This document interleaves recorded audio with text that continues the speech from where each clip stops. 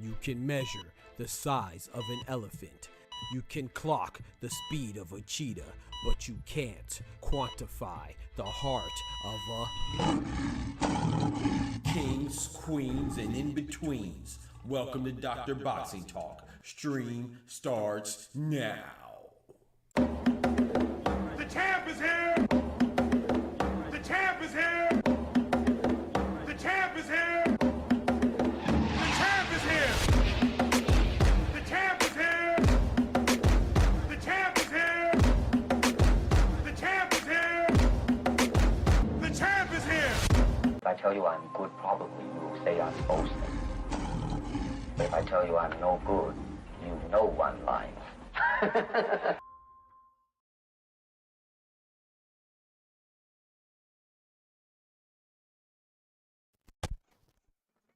Yo.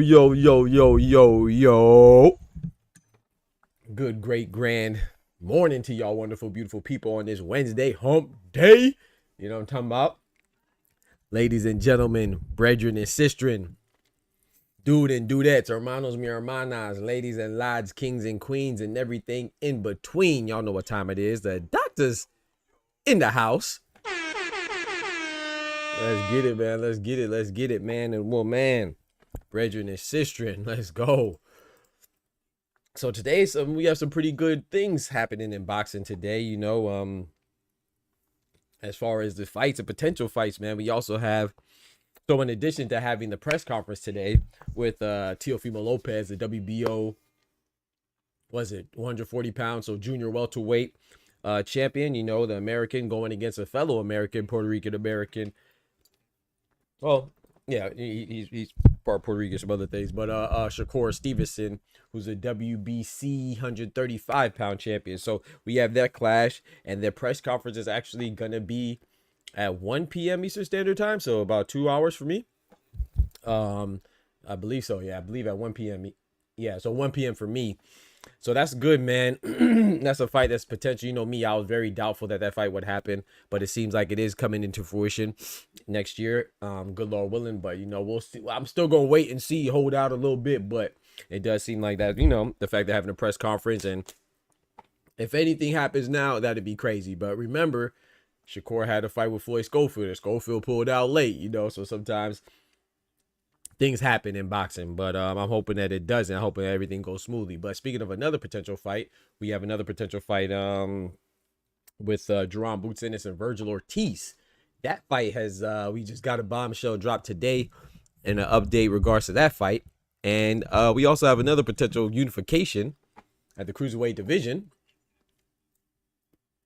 featuring Jab Ataya and Badu Jack, if Badu Jack wins this weekend. So there's a lot of potential fights, pretty meaningful, significant fights, high caliber fights, and some of them of high magnitude. You know, that would be the Boots Ennis and Vergil Ortiz. That's a high magnitude fight.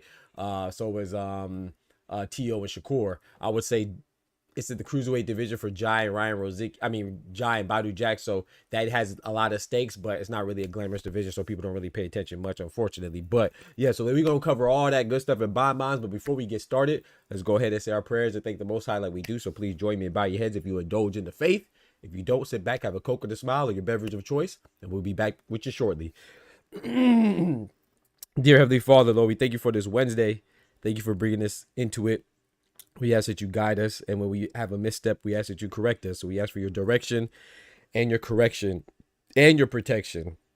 Just, you know, cover us in your cloak of your grace, Lord, and just let us move forward with righteousness and strength and courage, you know. And a lot of times it takes courage to be a good person in these days, so please give us the courage to do so. Stand up for what is right and stand up for those that aren't capable of standing up for themselves. We just want to thank you for all your mercies. We want to thank you for all your blessings.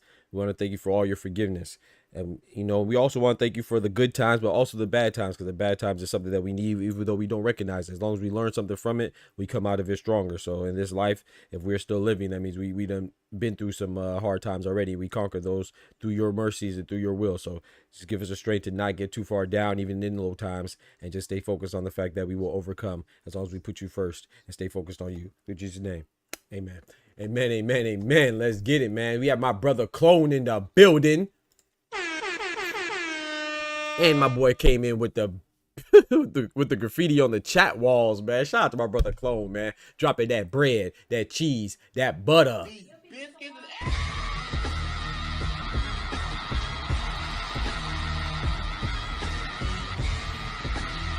Oh, and speaking of emotes, man, we dropping those biscuits emotes in the chat. Drop the biscuit emotes in the chat for the love. But speaking of that, oh, we have another emote just added, you know what I'm saying? Compliments to all the members, because if you're a member, that's how we get more emotes. That's how we unlock more emotes on YouTube, when we get more members. Shout out to those that are members. Shout out to those that gift memberships. And we have Budrick entering the building, you know what I'm saying? On the emote. He said, Close said, dang, you on time for a change. I'm proud of you, my brother. He said, dang, you on time for a change. I'm proud of you, my brother. Yeah, man, one time for being on time, man. That's cap. I'm always on time, man. You know what I'm saying? I don't rock off CP time. I rock off DOC time, doc time, and I'm always on time. You feel me? Very punctual. Punctuality is a must. Shout out to Cito in the building. Cito says amen, amen. My brother Clone says amen, amen, my brother. We ain't speaking of the Budrick emote, pound for pound. I haven't seen Cito since Bud beat Canelo. What's up with that, bro? I was going with Canelo, but you told me that I was a fool because I didn't pick Canelo in 5 rounds. You know, I didn't pick, I said I had Canelo winning, and you said, oh, I'm a fool. I'm giving Bud too much credit because I wasn't picking Canelo by slaughter. You know what I'm saying? And Canelo ended up losing. So I might have been a fool because I was wrong. Bud won, but I gave Bud his credit, something that you didn't do. And we ain't seen you since, huh? Nah, I mean, I ain't forget about that. Don't think ain't gonna hold you accountable because you've been gone and you've been absent. Oh, I'm on your head top. You know what I'm saying? That's why it's boxing, baby. That's why we love boxing. And you cannot be too sure. You never know what's gonna happen. And Terrence Bud Crawford is a pound for pound great, and he solidified that. Both Bud and Cinnamon are both all-time greats, but Bud just showed that he's a little bit better, man. Shout out to Budrick. Shout out to my brother Claude. He says, can I get my own emote? I want one of me eating chicken and drinking. Bro, I'm done with you, bro. Shut up, bro. I'm done. What's the name? Got his emote because he's a first doctor in boxing talk. Before we get to those topics, man, you know, I also want to say, don't forget, today at 12 o'clock, it is Wednesday. Every Wednesday at 12 p.m. Eastern Standard Time, we drop our weekly newsletter. Semanal, you know what I'm saying? Shout out to my Spanish brothers and sisters. That means weekly, man. So every week, every Wednesday at 12 p.m. Eastern Standard Time, we drop a new issue of the Boxing Talk newsletter called Doc's Corner, man. So it's a free newsletter. Get your true boxing talk from your boy, man. The best to do it, written by yours truly. And check it out, man. Check it out, check it out, check it out. I appreciate y'all, man. Yep, check out the newsletter. Sign up, man. Hey, be there, be square. You're missing some good boxing talk from a from an athlete's perspective, from an amateur's perspective, and somebody who participated and has been focusing on the sport, and you get to hear from coaches and stuff like that alike. So check out the newsletter, man. You will not regret it. You'll thank me for it. But yeah, let's get to it though. Let's get to it, man. So look, as I said in the opener, man, I want to start off with Ryan Rozicki. Ryan Rozicki has called out Ja Battaglia. You know, Ja Battaglia, a lot of people consider Ja Battaglia as the boogeyman. You know, they consider him the boogeyman of boxing. And I don't mind that, to be honest. I don't mind somebody being considered the boogeyman, but it has to make sense, right? And for me, Ja Battaglia, calling him the boogeyman doesn't really make sense. You know, I think that Ja Battaglia, he just doesn't have the personnel on his resume to justify that. You know, of course, Maris Bradis was a great win. I think he has some good wins too. You know, Maris Bradis was a great win because of his battle with Alexander Usyk and stuff like that. And I do think that Jordan Thompson's a good win. I think Jack One Smack Massey's a good win. I even think David Nika is a good win. But when I say good wins, it has to be in context, right? Because those guys haven't really beat anybody of any note themselves. So these guys are relatively unproven, even if they are undefeated. Like Ja Battaglia's last 3 opponents were all undefeated, right? And he fought 3 times this year. That's dope. From a quantitative standpoint, him fighting 3 times, especially for big guys, that's something to salute and commend, right? That is dope, you know? He fought David Naika, who was undefeated. He had 10 fights, right? 10, that's not a real big sample size, but he was undefeated. He fought Claudio Squeo, who was undefeated, but he never fought outside of his home country, Italy, so it more so looked like he was protected, you know, and not really exposed to any real competition. You see what I'm saying? So that's not really impressive. And then he just beat Hussein Sakar, who was also undefeated from Germany, but you can't really name anybody he's fought. And then on top of that, not being able to name anybody he fought, he's also 40 years old. Damn.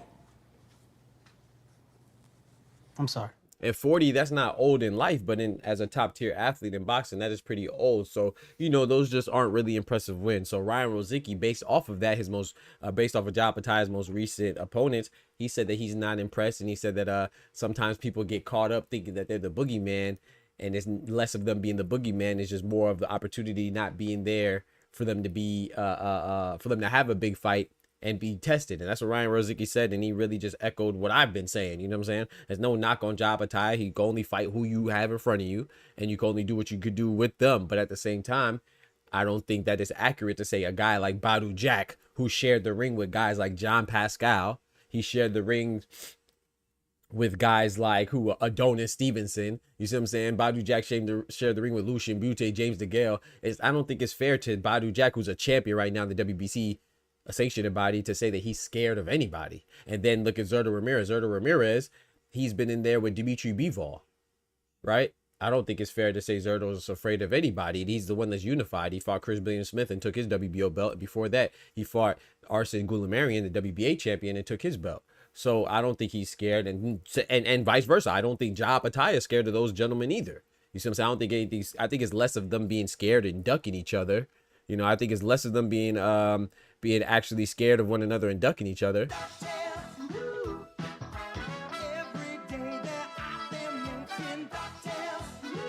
I think it's less of that and more of Eddie Hearn and Golden Boy, and, you know, Eddie Hearn and Matchroom and Oscar De La Panti and Golden Shower Promotions. I think it's more of them just that ironing out a deal to get these fights underway. You see what I'm saying? I think they can't ascertain a common ground and a common point to make these fights happen.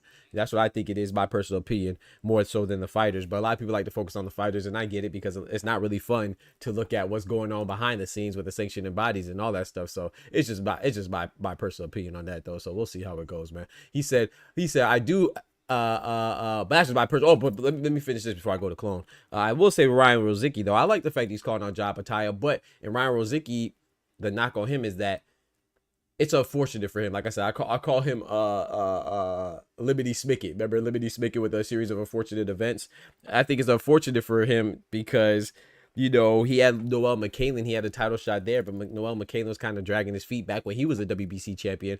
And so Ryan Rozicki kept getting put off and postponed and stuff. And then when he finally had a date and they were about to fight, Ryan Rozicki sustained an injury. So it's like, gosh, bro, you just can't win for losing. And then he finally gets a fight with Yamil Peralta and he has a draw. So like I said, I'm not saying that it's bad to have a draw, but that doesn't really add to your case to get you a title shot or anybody to look at you. You see what I'm saying?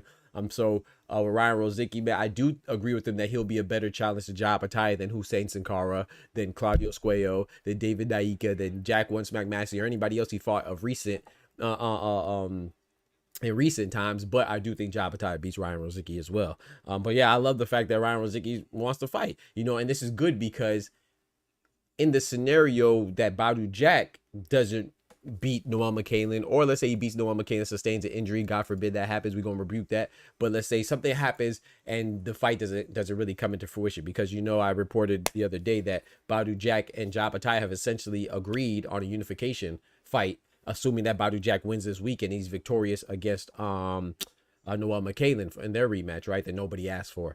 But if Badou Jack wins, then their teams have agreed to have Ja Patai fight. But if somehow that gets derailed, then you have Ryan Rozicki. That's a great backup plan. So we'll see how it goes, man. I love it. And yeah, but I do have Ja Patai beating Ryan Rozicki, the Canadian contender. But I think it's a good deal, man. It's a good deal.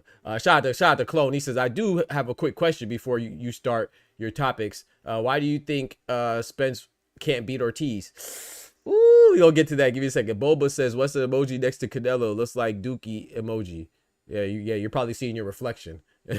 He said you couldn't tell from his phone. It looks very small. No, Bobus, you just can't see. You probably just looking at your reflection. I'm talking about you're a pile of shit. Anybody who talks like that, man, that's a reflection of who they are. And you a pile of shit. You know what I'm talking about? Talking about you couldn't see from your phone. It looks very small. Nah, you just have a very a low IQ, so you can't tell what it is. If you can see the Canelo emote, you can see the Terrence Crawford emote. You know what I'm saying?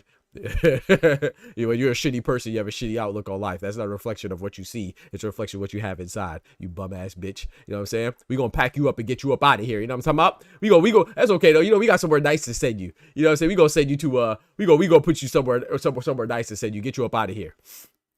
You ready to go? It don't matter. You going anyway. She thought I was gonna send her somewhere nice. You're not going to the beach, bitch. You're going to hell. Yeah, you going to hell for 24 hours, bitch. Get out of here.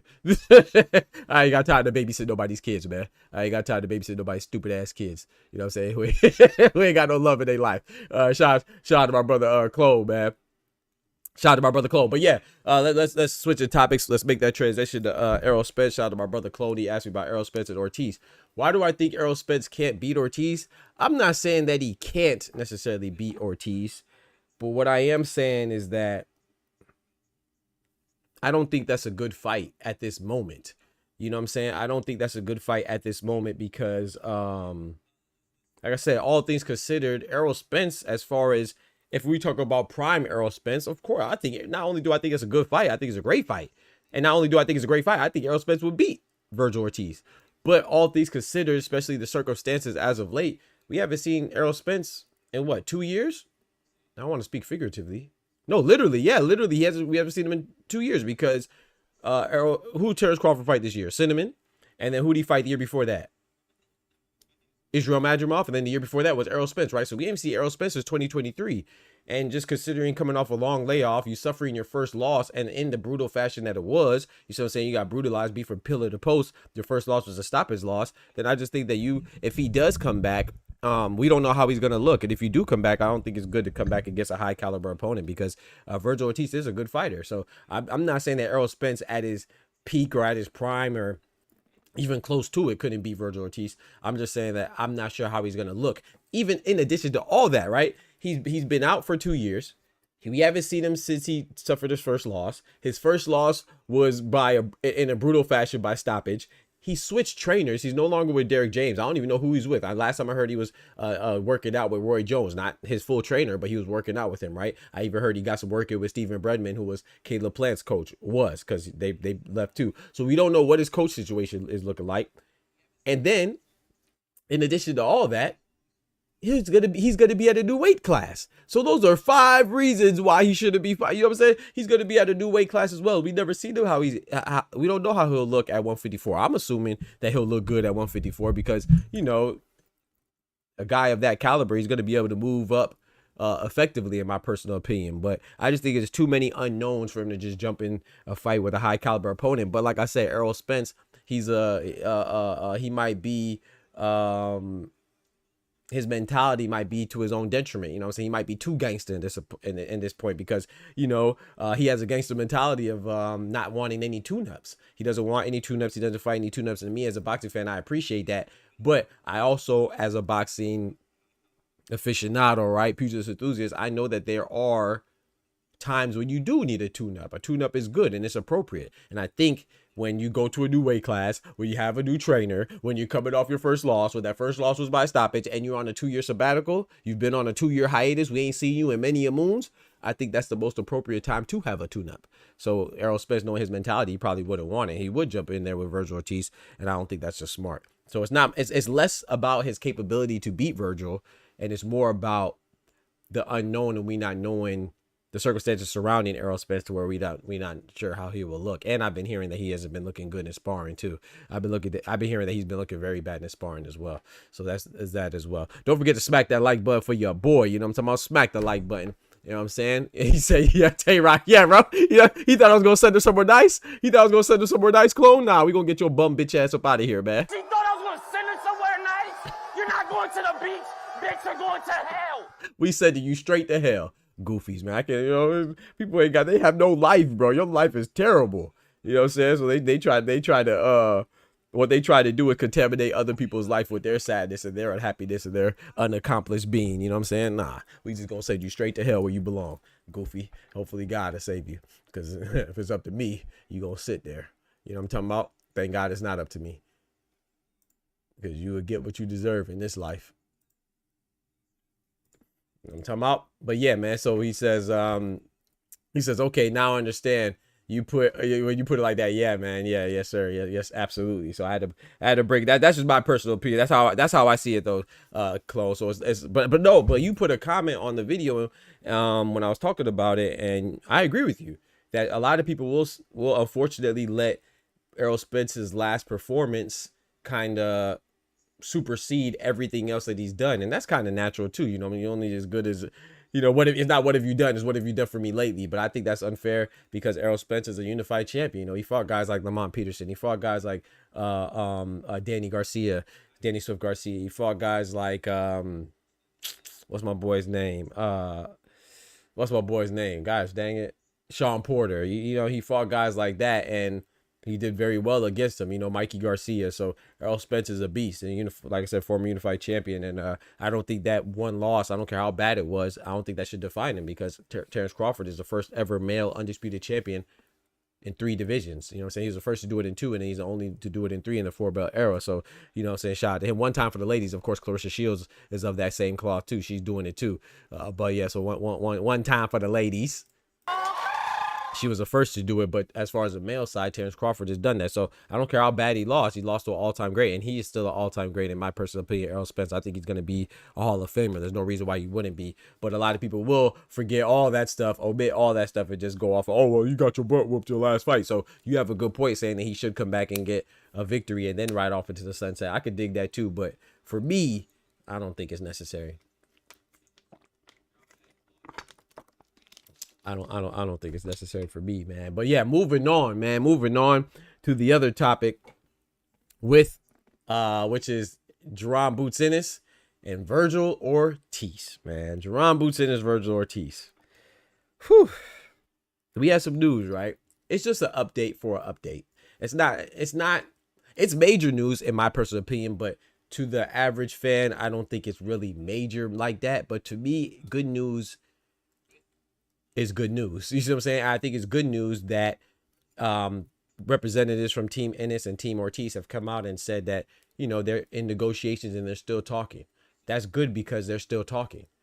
Because if it was bad, they wouldn't be talking. You know, so the fact that they're still talking and they're still making they're making progress, that's good. Progress is always good, right? So yesterday, Tuesday, It was said that Team Ennis and Team Ortiz they met up and they were in a 6-hour negotiation session. That's a long time. You know what I'm saying? 6 hours is crazy, but that's a long negotiation session, and that makes sense because I'm sure that Oscar De La Hoya and Golden Boy Promotions and Vergil Ortiz and Eddie Hearn and Matchroom Promotions and Jaron Ennis, they all have their terms and things that they want, you know what I'm saying, that they're trying to negotiate and find a compromise with, you know, and these things take time. When it's a fight of this magnitude between two guys that are considered rivals, both undefeated stars in the boxing space, right?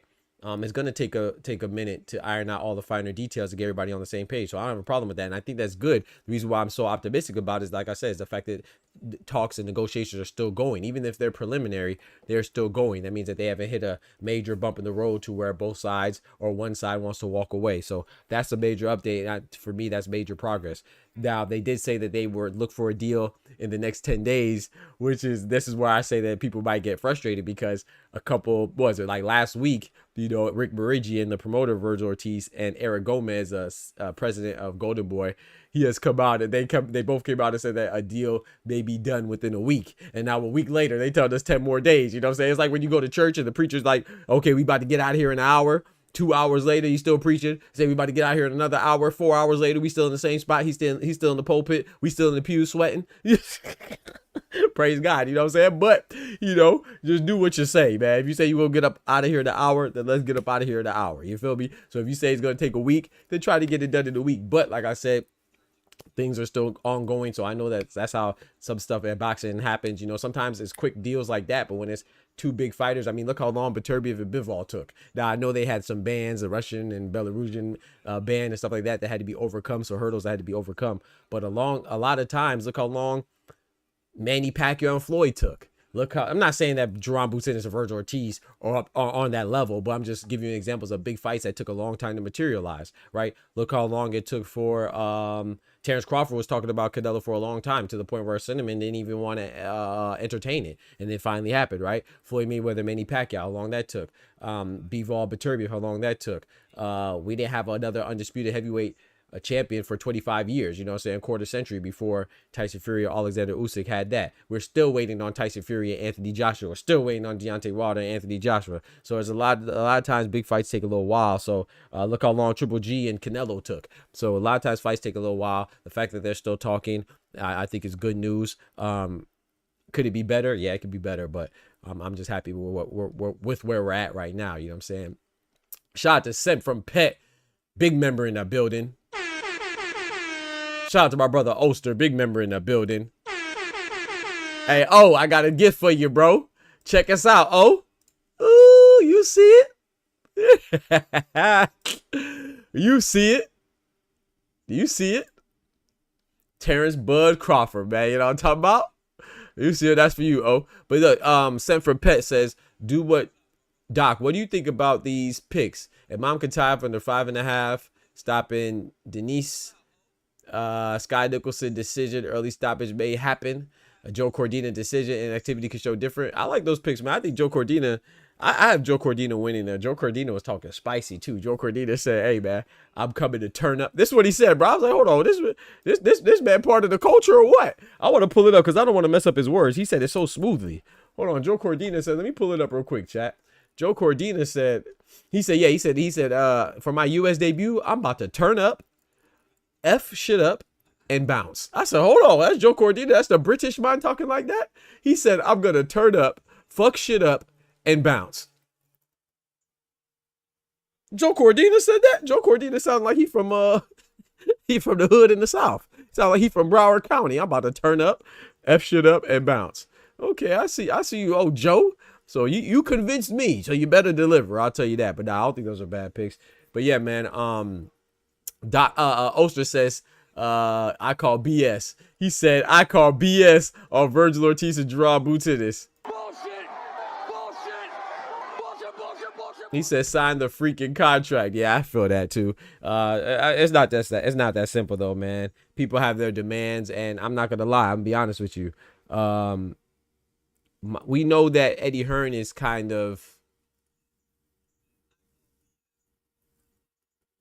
let's say, funny with the money. You know what I'm saying? A little stingy. He be penny pinching, right? And then we know Oscar De La Hoya, they like to make ridiculous demands.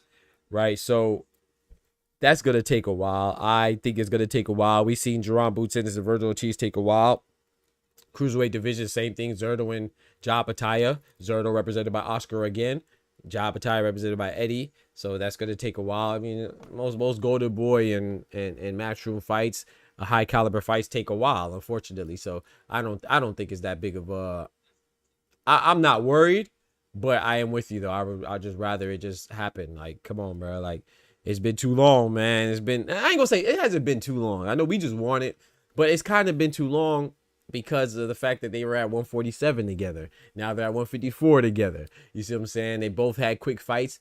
Jaron Ennis beat Weez Malima in 1 round.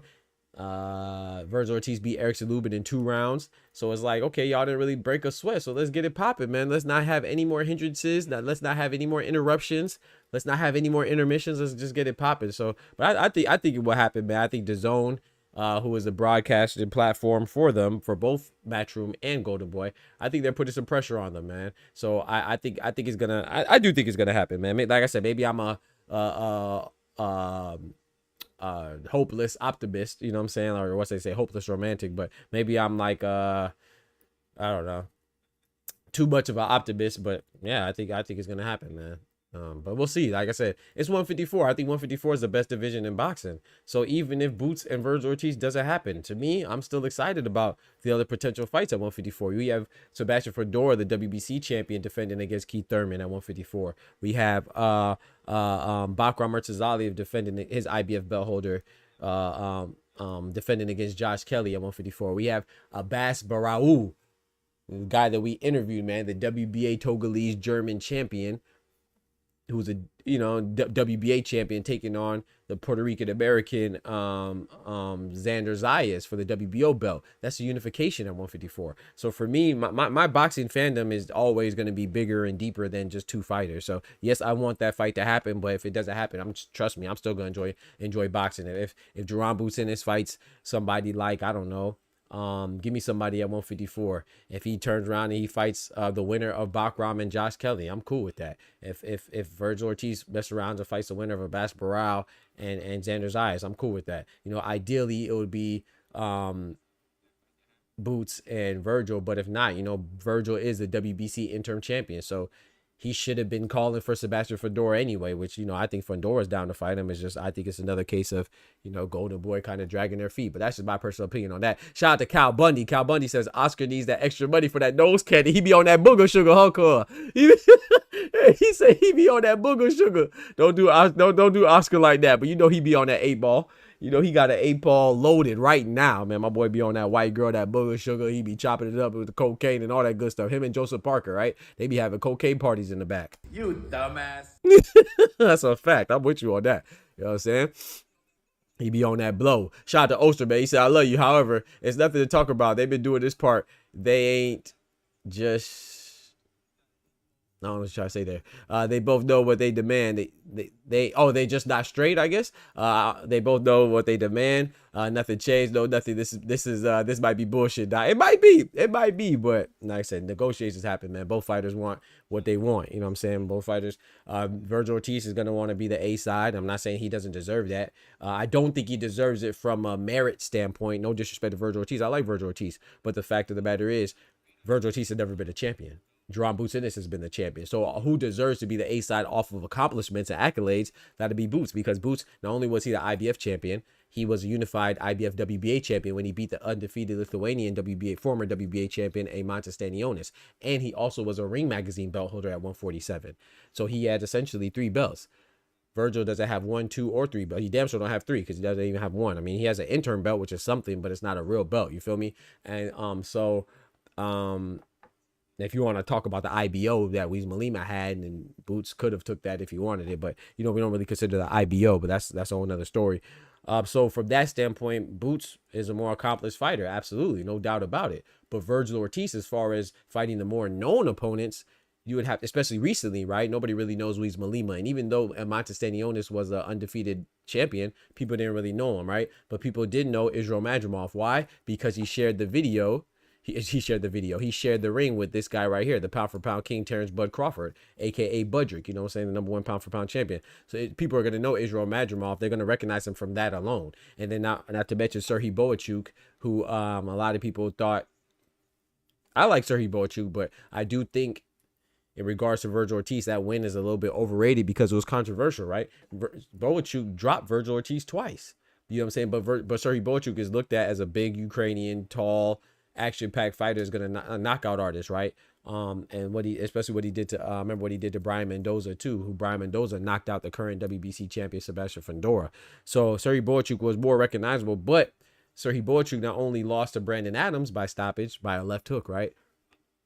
Then he followed it up by losing to Brandon Adams again, you know. And even though he didn't get stopped, I think Brandon Adams had a more dominant performance the second time, because if you watch that fight between Brandon Adams and Boachuk, their first fight, a lot of people had Boachuk winning up until the point where he got stopped. In this fight, the second fight, Brandon Adams went to decision, but Brandon Adams was definitively winning that the whole time, in my personal opinion. So that win really aging well? Especially because you got dropped twice. If you're Vergil Ortiz, Boachuk drops you twice. It was a controversial decision. A lot of people thought that Boachuk won. I was cool with Vergil Ortiz winning, but it could have went either way. I think I did score slightly for Serhii Boachuk, but the fact that Boachuk lost to Brandon Adams again, and you don't hear anybody talk about Brandon Adams. So if a guy that's one of your best wins lost to a guy in Brandon Adams who people don't really recognize as a great fighter, then how good is that win for real? It's just really a name. And I like Boachuk, you know, shout out to Serhii Boachuk. I'd love to have him on the show, man. He follows your boy on Instagram too, man. Big up to Serhii Boachuk, you know. But love to have him on the show. A good fighter, but you could argue that win is overrated. So he has Israel Madrimov. They said he was sick, which that's not Vergil Ortiz's fault. You can only fight somebody. You could only fight who's in the ring with you. That's Israel Madrimov's fault for being sick or being compromised during the fight. But it was another close fight. It wasn't like it was a dominant victory for Vergil Ortiz. But that Erickson Lubin victory where he beat Erickson the Hammer Lubin, who seemed like he was without his hammers and his whole toolbox. He ain't have nothing. That man went in there butt naked, boy. He ain't have, what do you call it, jackhammer and sledgehammer? He ain't have nan hammer, and he got hammered. Pause. We gonna pause that. You know what I'm saying? But he damn sure got hammered though in 2 rounds. Guys, dang. But he got hammered is crazy. We definitely gonna have to pause that one, because that was kind of crazy. I ain't gonna lie. No, did he?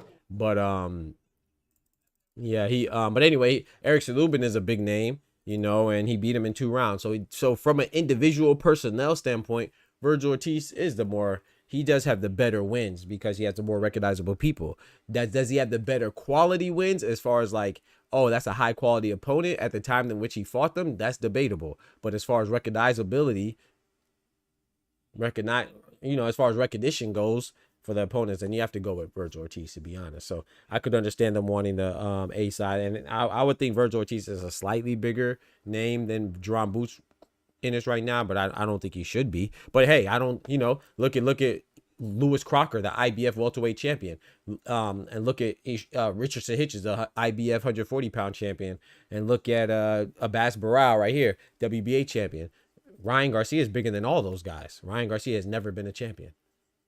Ryan Garcia is known for cheating and being a weight bully. You know what I'm saying? He's known for PEDs and being a weight bully. He's known for popping the PEDs, banned substances, ostarine, by 60 times the allowable limit. He came in at 6 nanograms per milliliter. The New York State Athletic Commission allows 0.1 nanograms per milliliter. So if you're good at math, that's 60 times the allowable limit. The man's a cheater 60 times over. That's what we know him for, but he's bigger than everybody I just named, and they're champions. So yeah, so right now, being your popularity doesn't necessarily go hand in hand with your ability. You know what I'm saying? So sometimes people are popular for other reasons besides actually boxing. Some people are popular because they fucking cheat. We do not let people who are on the juice discuss real athletes. That's all. Shout out to my brother Lee Jackson. What's good, my brother? Salutations, man. Don't forget to smack that like button, y'all. Smack that like button. We should have more likes. Shout out to Chloe. Said you were freaky as hell. You freaky as hell this morning. Hey, I might be freaky, but I ain't freaky like Pitbull. That's a freaky dog. And I can make it rain with my hurricane tongue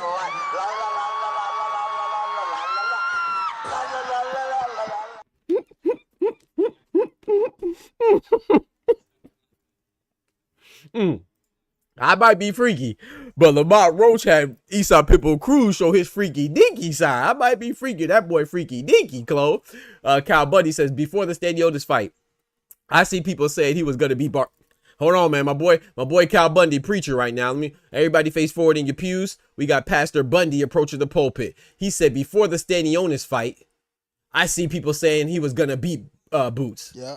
After Boots won, it's Staniotis is a nobody. Yeah. Bro, you know how boxing fans are, Cal Bundy. You know how that goes. We are very wishy-washy, bro. Now, when I say we, I'm not speaking as far as me and you individually or anybody in here. I'm just saying as a whole, holistically speaking, we are very wishy-washy, bro. Like, one person will be good one moment, and then the same fight, it'll be bad. Like, Karen Chukazan. Nobody heard of Chukazan, right?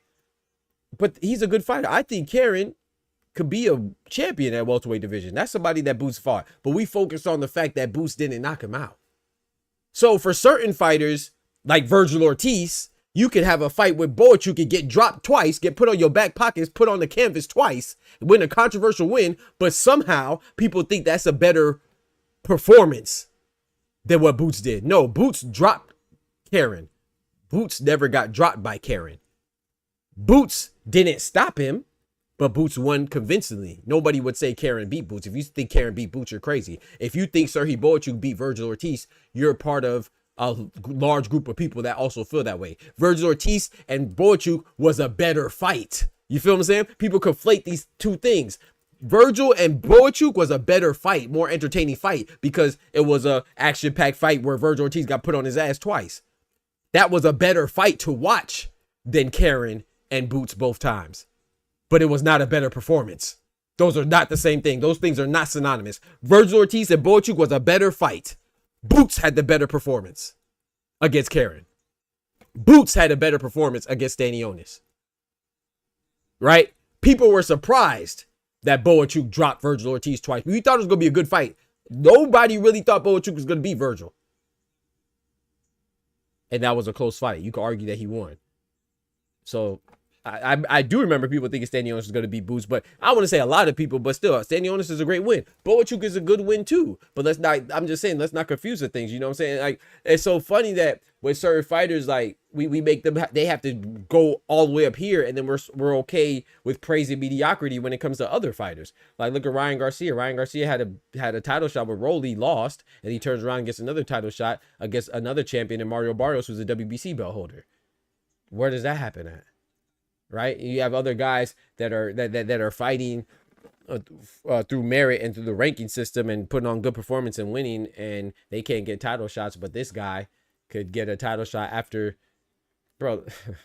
I don't want to sound like a broken record, bro, but Ryan Garcia, bro, the man came in overweight by 3 pounds. The man had PED in the system by 60 times over the allowable limit with Ostarine, right?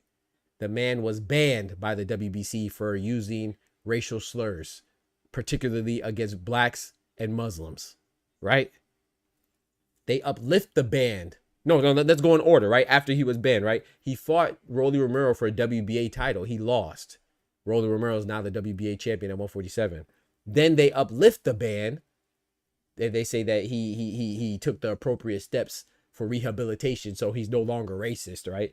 And then what did they do? The WBC, after they uplift the ban, they throw him in an immediate title shot with Mario Barrios. Bro, hey, I ain't gonna lie, bro. Hey, Ryan Garcia got the juice, bro. I can't even be mad at it, bro. Hey, he got the juice. He got the juice, Cal Bundy. He got the juice. He got the juice, bro. You know what I'm saying? He got the juice. He got the glow. Fuck that. He Bruce Leroy. We gonna call Ryan Bruce Leroy Garcia. He Bruce Leroy, bro. He got the glow. He got the glow. He got the glow. He got the juice. He got all that good stuff in Bob Mods. That's crazy, bro. It's crazy. Shout out to my guy Just Draw. What's good, my brother? Shout out to you. So yeah, so some people, my point in saying that is that some people they get opportunities for doing a lot less, and people are impressed with them doing less. But then people who do more, they are shit on. You know what I'm saying? Like, I don't care if you like Devin Haney or not. I'm not the biggest Devin Haney fan. You know what I'm saying? One time for Trill Bill, but Devin Haney is the youngest undisputed champion in the male side. Shout out to Gabriela Fondora. She's the youngest undisputed champion in all the boxing. One time for the ladies. But Devin Haney, he's deserving of everything he has. You know what I'm saying? I'm not saying like I picked Ryan Garcia. Bro, I picked Ryan Garcia to beat Devin Haney. But that was before I knew he was a racist, PED popping, weight bullying, drug cheat. You see what I'm saying? So I like boxing. I don't like any boxer more than I like the sport. You see what I'm saying? Because my favorite fighter was Floyd Mayweather. Once he stopped boxing for a long time. I still watch boxing. My favorite fighter was Jermaine Taylor. He stopped boxing. I still watch boxing. One of my favorite fighters is Caleb Plant. We haven't seen him in a while. In fact, he just got upset. I still watch boxing. I still root for him to come back. You see what I'm saying? So it's just different over here, man. So I give compliments and critiques as appropriate and where applicable. You know what I'm talking about? So Devin Haney, he's doing his thing. He went and fought the Brian Norman Jr., who a lot of people thought was good. I personally thought he was the best welterweight. That's not saying much because the welterweight division is barren, but I thought Brian Norman was the best welterweight, right? Undefeated WBO champion. He just had a phenomenal knockout where he wiped out Jin Sasaki's memory. God bless him. I'm glad he's okay. But he gave him amnesia, put him into a coma involuntarily and all that good stuff. And Brian Norman, he just beat, before that was Derek Cuevas, but before that he beat an undefeated Giovanni Santillan to acquire the WBO interim belt as the underdog going in Santillan's backyard. Brian Norman was good. Was he the best? Nah, but he was good. He was good enough for me to think that he would beat Mario Barrios. He was good enough for me to think that he would beat the IBF champion Lewis Crocker. He was good enough for me to think that he would beat the WBA champion Rolly Ribeiro. So with Devin Haney moving up and beating him, that's a good feat, man. You know what I'm saying? And shout out to him. And a lot of people will say, oh, Brian Norman is not good, so Devin Haney ain't prove anything. It's like, no, bro. Just because you don't like Devin Haney doesn't mean that wasn't a good win. So it's and same with and you see it a lot though. You just see it a lot, man. You see it a lot where people would say, oh, this person's not good anymore. What's the outcome that they don't like? You know what I'm saying? But then the same person would tell me that Brian Norman beating Jin Sasaki is not impressive. Him beating Giovanni Santillan is not impressive.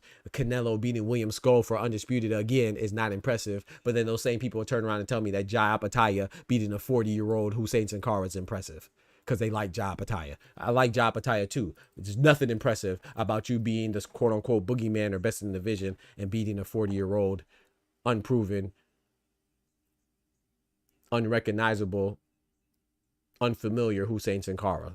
It is what it is. Because if Gervonta Tank Davis fought a 40-year-old, I don't care if he's undefeated or not, nobody would give him credit for that. No one gave Shakur credit. It's like people are retroactively taking away credit for Shakur beating William Zepeda. William Zepeda, a lot of people thought that he was going to beat Shakur. El Camarón. They thought El Camarón was going to beat Shakur. Shakur beat him. And then now all of a sudden, oh, Zepeda ain't nobody. Zepeda was the undisputed mandatory. He was an undisputed mandatory at 135, meaning that he was ranked number 1 for the WBC, IBF, WBA, WBO. He was somebody, and he was undefeated. It's just crazy how people flip the script, man. It's crazy, bro. It's crazy, man. Yeah, so I just think it's definitely noticeable. But I will say this, though. I do think Vergil Ortiz is a good fighter. I think Jaron Boots is a good fighter. I think that he could do more. I think they both could do more. And the way that they could do more is by fighting each other. I think that'll definitely put them both over the hump. You know what I'm saying? As far as not just establishing their dominance, but also justifying people's belief that they are the next big thing. Because I will say this, I think that, like I said, from a personnel standpoint, individually speaking, I think Vergil Ortiz, he has shown us more because of his quality of opposition as far as namesake goes. But as far as doing what they're supposed to do, Jaron Boots, there's no question. He's a unified champion. He beat some good guys as well. So, I think it's just a matter of time for they fight. I'm going with I say 60-40. I think it's a close fight. I'm leaning towards Boots, but hey, man, Vergil could beat him, because I will say this: Vergil would definitely be the best person that Boots has fought, that he shared the ring with, and vice versa. Boots would definitely be the best person that Vergil Ortiz has shared the ring with. So, man, that's why the fight's so good. But if they want to wait and get a belt, I'm cool with that too, because then they'll make the fight even bigger. But if you try to wait till you get a belt, 154-pound division is a very hot division, man. So you could mess around and lose. There's no guarantee that Vergil Ortiz beats Fundora. There's no guarantee that Boots would beat Bakram. You see what I'm saying? So it's a risk, man. It's a risk, man. Nah, bro. oh yeah. Also, you going too far now. He said follow Terrence guy. He said follow this guy Terrence's career path and you be good. He said, Doc, we need a Devin to vote. I'm voting Devin for the next vote. Nah, you wildin'. We already got Trill Bill. That's good enough. We got Devin's daddy. We good. That's enough. Shout out to Just Draw Yourself. God, people be talking about Jai like he the next Benavidez. I thought for the longest I was just a hater. No, you're not a hater. Just Draw. It's just when people like somebody, it's because he has a whole country behind him, and there's nothing wrong with that. That's dope. You see what I'm saying? But we demand so much from other people. If like he hasn't even like Zerto has been fighting the higher quality opposition. It is what it is. You know what I'm saying? Like I said, Ja Pataya is the Ring Magazine champion because he beat Maris Bradis, but it wasn't like he beat Maris Bradis, who was a champion. No, Maris Bradis already lost to Usyk. Usyk was the man. Usyk just moved up. And then when Maris Bradis and Ja Pataya fought again, they represented the number 1 ranked guy and the number 2 ranked guy in the cruiserweight division. That's why I was for a Ring Magazine belt, similar to Jaron Ennis and Stanionis, right? Jaron Ennis was ranked number 1, Stanionis was ranked number 2. So when they fought, the vacant Ring Magazine belt was up for grabs. So you could question the fact that Ja Pataya, because what they say, the Ring Magazine belt stands for the man who beat the man, aka the lineal champion. You could question if Ja Pataya is really even the lineal champion, because like I said, he didn't beat a guy who was the man. He beat the guy that was ranked number 2. But you only hear that conversation when it comes to Boots and Stanionis. I've seen people question, why does he have the ring belt? Because he didn't beat the man that beat the man. It was just ranked number 1 and number 2. Same thing is applicable to Ja Pataya and Maris Bradis. But people don't mention that though. You know, people have selective they selectively consider things. You know what I'm talking about? So it's just funny, bro. Like I said, but yeah, man. So we do have this, but yeah, you're not wrong, man. You're just an independent thinker. I think Ja Pataya is very good. Like I said, I'm not saying he's bad. I'm actually saying the opposite. I'm saying he's good, but his last few fights have not been impressive because his opponents haven't been impressive. It was an impressive knockout. The way he knocked out Sin Cara was crazy. Don't get me wrong, that was impressive.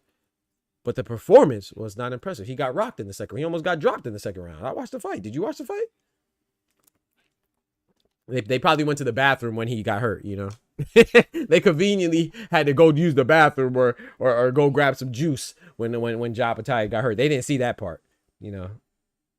They didn't see that part. They didn't see the part where David Naika hurt him either. They didn't see that part. You know how that goes.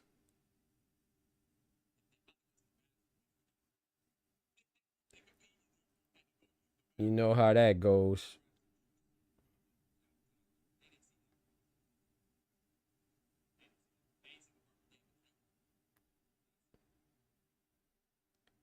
But yeah, man, we have this face-off coming up. I'm definitely going to watch that as well between Teofimo and Shakur. When is that? Yeah, okay. Yeah, it's 1 Eastern Standard Time. So in about an hour and a half. We got my brother Thomas in the building. What's good, bro? He said, Osa said, I think they play. Well, he said, I think they're both hype jobs because Osa said, I think they're both hype jobs. Talking about Vergil Ortiz and Jaron Ennis, I'm assuming. He said, because both of them acted like they're doing something when they're not doing shit. Vergil would rather lose to Fedora than Boots. That's why I don't think they fight. Ooh. I don't think that he thinks he'll lose to Fedora. But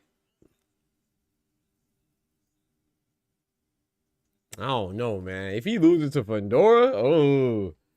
I don't know, bro.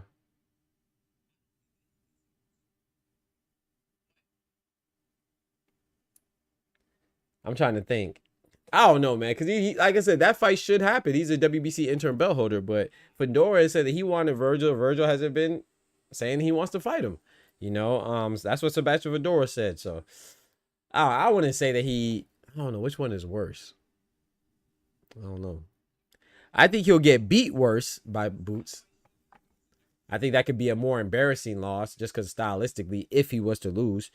But yeah, I don't know. That's kind of interesting. I don't know, man. I don't think he'd rather lose to somebody else over somebody else. But I do think that the Jaron Boots in his whooping has the potential to be worse than Fedora because Fedora likes to fight and that engagement. He's not a slick fighter at all, right? So he wants to go to war. That's right up Vergil Ortiz's wheelhouse. But stylistically, Jaron Boots could kind of do everything. So if he doesn't want to go to war, which he usually does want to go to war, he doesn't shy away from engagement and exchanges, then they could go to war if Jaron Boots wants to. But if he doesn't want to, then, you know, that could potentially be bad for Vergil. It could be embarrassing. So I can see what you're saying. But I don't know, man. I think it's going to happen. I don't think either one of them are really scared. But Teofimo and Shakur, man, let's move on. to the next topic, man. Teofimo Shakur. It looks like this fight is actually happening, man. It looks like I actually think that the fight's gonna happen, man. Like, you know me, I was very skeptical. I've always said, hey, I won't believe it till they're both in the ring and that first round bell goes ding. That's what I said as far as Teofimo and anybody, not just Shakur, but Teofimo with anybody, right? Because Teofimo has a history of calling people out and not following through, right? He'll call people out, but you can never ascertain if he's serious or not, right? But it seems like he's serious this time, right? And the reason why I question that because he called out Terrence Bud Crawford. You know what I'm saying? Didn't move forward with that. He said he was willing to fight Keyshawn Davis. Turkey Al-Sheikh offered him a fight with Keyshawn Davis. He didn't move forward with that. He said he'd fight Richardson Hitchens for an all New York showdown and unification. He didn't move forward with that. He said he wanted to fight Brian Norman once Brian Norman was elevated to a WBO champion, because when you are a WBO super belt holder, which Teofimo is, you can utilize that position and ask for a title shot for the guy above, which was Brian Norman. He didn't do that. You see what I'm saying? He said he would want to fight Devin Haney. You know what I'm saying? Bill Haney and Turkey Al-Sheikh said they made an offer. Turkey confirmed, and Teo didn't take that. He said he wanted to fight Super Matias. Now, the first time Super Matias sustained an injury, so that's I don't blame Teo for that, but they never revisited it, and Super Matias slapped him on his head top. He never talked about fighting him. So he didn't even want that. So now it's with Shakur. I was very skeptical. You see what I'm saying? Plus, Super Matias, he stumbled, slipped, and fell on some PEDs. Yeah, whatever. But it was under the limit. So the fight with him and Dalton Smith is a go, because the 0.1 nanograms per milliliter set by the New York State Athletic Commission, that is more than what Super Matias tested for. He tested for 0.085 nanograms per milliliter of ostarine, which is 0.015 less than the allowable limit. So he's good to fight, but he has subsequently been put on probation, because you cannot say that he was clean, because it was still in his system. Clean means that you didn't fail a test. He did fail a test. It was just under the limit. That's just why he's cleared to fight. He's not clean. That's why he's on probation. You fucking idiots. I don't know. Like, people they just make up things and just try to go with it and think that it's the truth. No, you're just dumb. You cannot be. If he was clean, we wouldn't know the substance that he has in the system, and we wouldn't know the quantitative amount. So we know the qualitative amount. We know the qualitative portion, which is a PED that was ostarine, which is a selective androgen receptor modulator, or SARM. We know what it is, and we know how much it was, a quantitative amount, which is 0.085 nanograms per milliliter. You can't have something in your system and simultaneously be clean. The only reason why he's allowed to fight is because it was less than the allowable limit. So he's good to fight. Those things are not synonymous. Being good to fight doesn't mean you were clean. So I like Super Matias. You know what I'm saying? It could have been contamination, but it's not that he's clean. So, so if anybody else tells you otherwise, they're just dumb. You know what I'm talking about? And they're trying to talk about things that they have no clue about. But that's what the 99% of society does anyway. They talk about shit when they have no clue about what the freak they're talking about. Completely ignorant to it, oblivious to the topic that they're trying to discuss. But they talk about it like they're gosh dang professors on the subject. Yes, sir. Shout out to my brother Sir in the building. What's good, brethren? But yeah, so Teofimo will be fighting Shakur Stevenson. They're having their first press conference today. I will be watching that, and I think it's going to be a good fight, man. And I actually think it's closer to what people think. I know a lot of people think Shakur is going to beat him. I'm also one of those that thinks Shakur is going to beat him, but I think it's going to be a closer fight, man. I think it's like maybe like the closer it gets, the more I think about it, the more I think that Teo has a good chance. You know what I'm saying? I want to say it's quite 55-55. I mean, I want to say it's 50-50, but I say it's like 55-45 in favor of Shakur. Maybe 60-40. I think that Shakur could potentially make it be a easy night.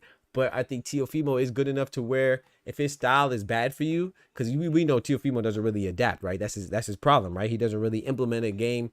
It doesn't seem like he changes his game plan from fight to fight. Like, they don't really implement something to training camp, and he definitely doesn't execute it if they do, right? So that's why he struggles against guys like Sandor Martin, and he struggles against guys like surprisingly struggled against Steve Claggett. He struggled against guys like Jaron Ortiz, because if you don't fall right into what Teofimo thinks you're going to do, that he has a problem adapting. His adaptation sucks. His adaptation skills suck. You know what I'm saying? At least for what he showed us so far. A lot of people like to write it off and say, oh, Teo has a good night or Teo has a bad night.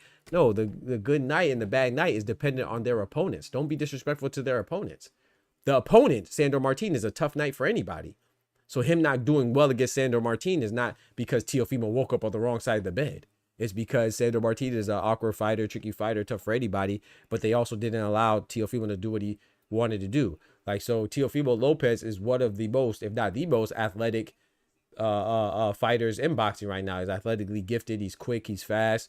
He has decent power. Power doesn't really seem to translate with him at 140, but I still think he has good pop. That's why people don't rush in recklessly against him. But as far as the thinking, the cerebral part, he's definitely behind, in my opinion. And that's demonstrated in and out of the ring, you know, so especially out of it with his gosh dang racist ass antics. Fuck Teofimo. But he is a good fighter. You would never hear me say he's not a good fighter. But with that being said, I think that the cerebral part is where he's lacking, and that's where Shakur will capitalize and potentially win. But I think it's a good fight, man. I'm surprised it's happening. You know, Teofimo does have some advantages. Like I said, I think he's more athletic than Shakur. I think he's at 140 already. The fight is at 140, so he's already accustomed to being at the higher weight. You know, he's been there for a while. He's the longest reigning champ at 140. I would say that the power is also in his favor. The speed, I think that's a wash, but I think people think that because he's more athletic, he's faster than Shakur. I don't really think he's faster than Shakur. I think Shakur is just the style at which he implements. You don't really see or appreciate his speed. You know what I'm talking about? But I definitely think the IQ is in Shakur's favor. I think the boxing acumen, the overall boxing acumen and superior boxing skills is in Shakur's favor. I definitely think the footwork's in Shakur's favor. Yeah, I just think Shakur's. I think it's a good fight, man. Like I said, it's contrasting style. But let me say this too. I want to add to this before I open this up to the chat. I will say this with Shakur and Teofimo. Don't be surprised if the fight is more intriguing on the build-up than it is in the ring. I say that to say that these are contrasting styles. This is very similar to another fight that we saw, right? We saw this fight, right? Floyd Mayweather and Manny Pacquiao. As far as stylistically speaking, right? Floyd Mayweather being a defensive genius. Shakur is a defensive first fighter. His game is predicated off of defense like Floyd's, right? And he had a contrasting style with Manny Pacquiao, his game was predicated off of athleticism and quickness, just like Teofimo, right? What happened with Floyd and Manny? A lot of people were disappointed with how that fight played out in the ring.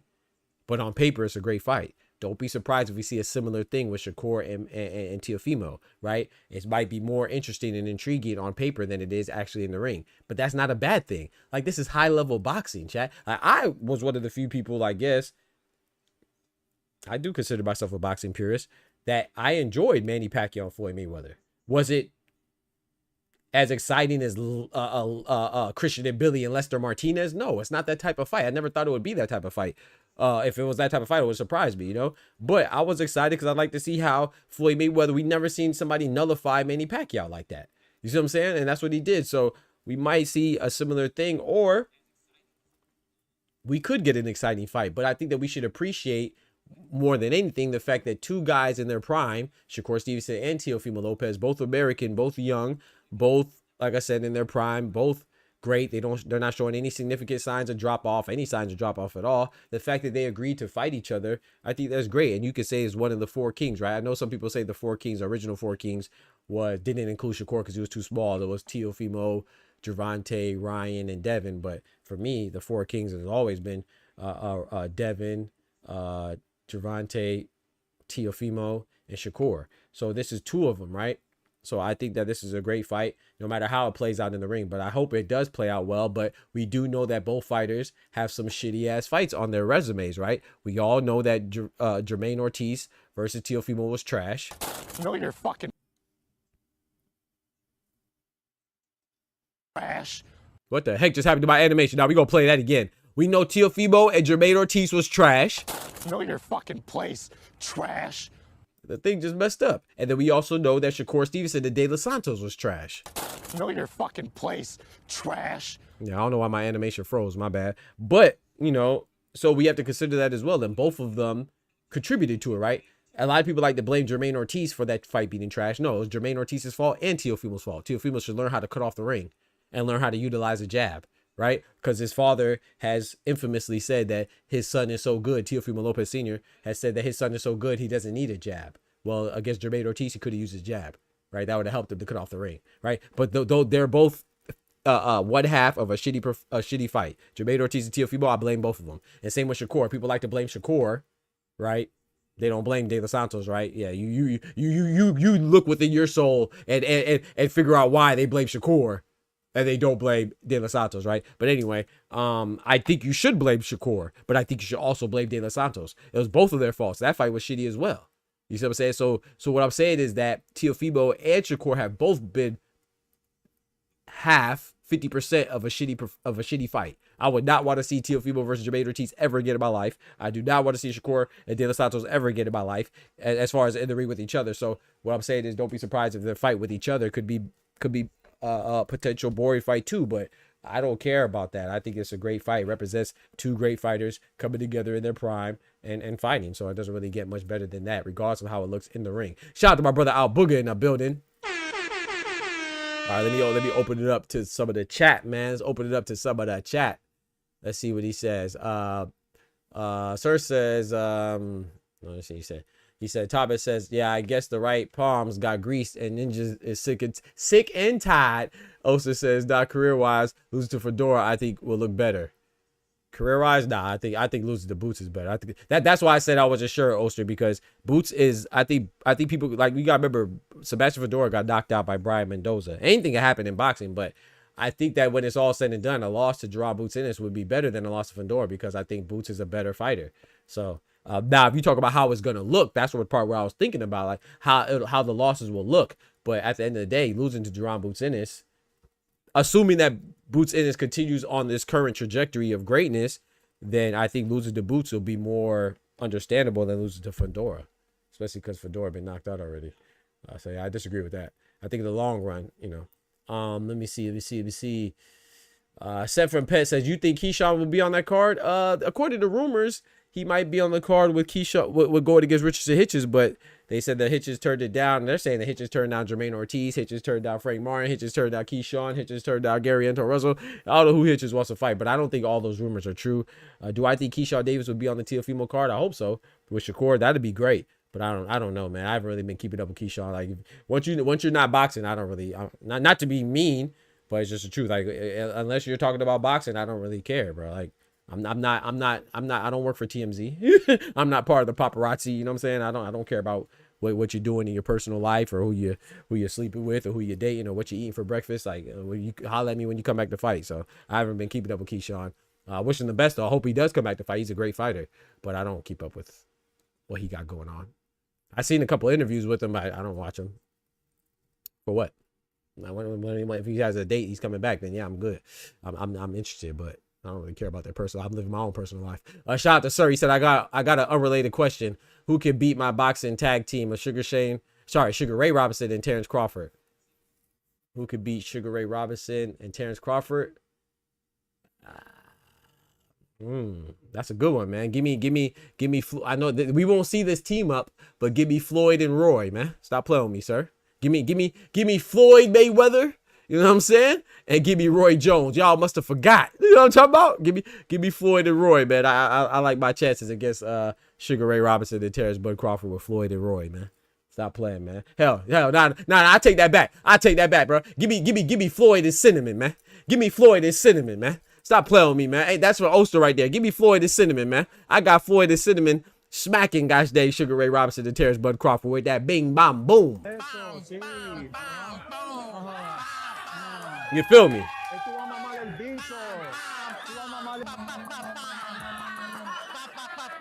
Yeah. He gonna do the bachata on his head top. Ba ba ba ba ba ba. Ba ba ba ba ba. You know what I'm talking about? Shout out to my boy Cinnamon, man.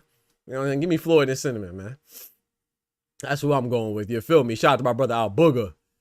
About to gym it up soon. Let's go, Chloe. Chloe about to hit the gym. That's what I'm talking about. Osher said Tio the longest reigning champ because he don't fight anybody, literally. I agree with that. Now, I mean, that's a good point. That's a good point, Osher. I'm with you on that.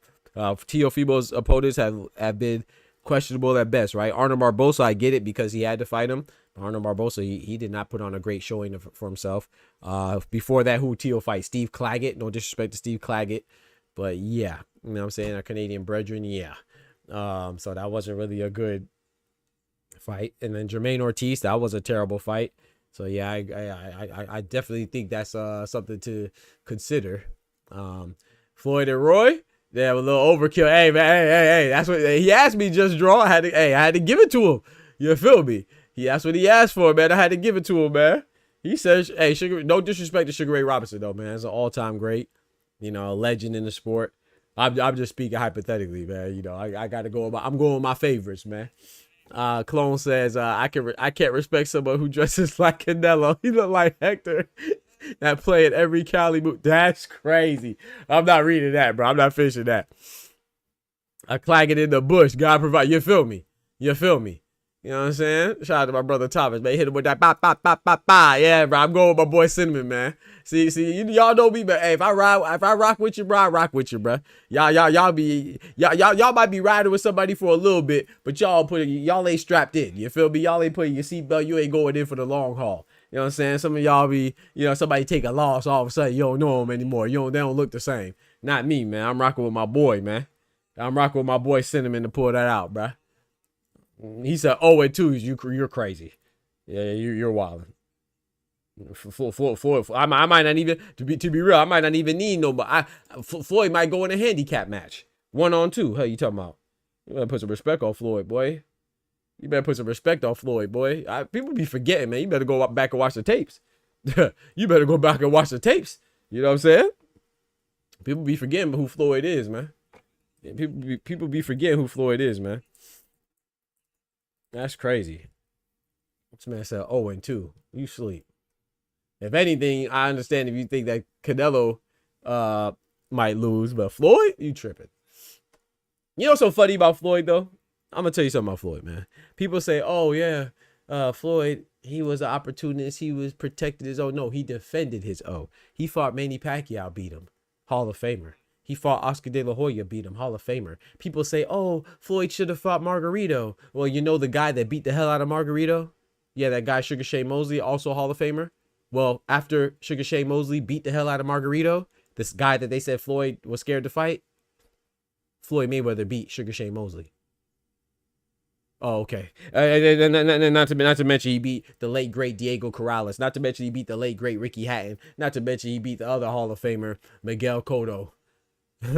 Come on, bro. Not to mention he beat the other legend, one of my favorite fighters, Juan Manuel Marquez. Come on, bro. I mean, what are we talking about, man? Oh, y'all better put some respect on. I ain't even say Juan Luis Castillo or whoever else he beat. You know what I'm saying? I ain't even go through all the whole line. You know what I'm talking about? Y'all wilding. This man said Floyd go 0-2. Boy, you sleep. You sleep. But yeah, let me go ahead and open up the phone lines. It's gonna be a short one, and I'm gonna slide, man.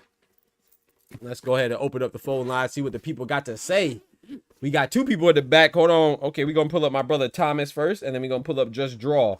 I'm gonna open up the phone lines, man. The Discord link is in the chat, so go ahead and smack it if you want to call up and got something to say. Holla at the doc, man. I want to hear from the people, man.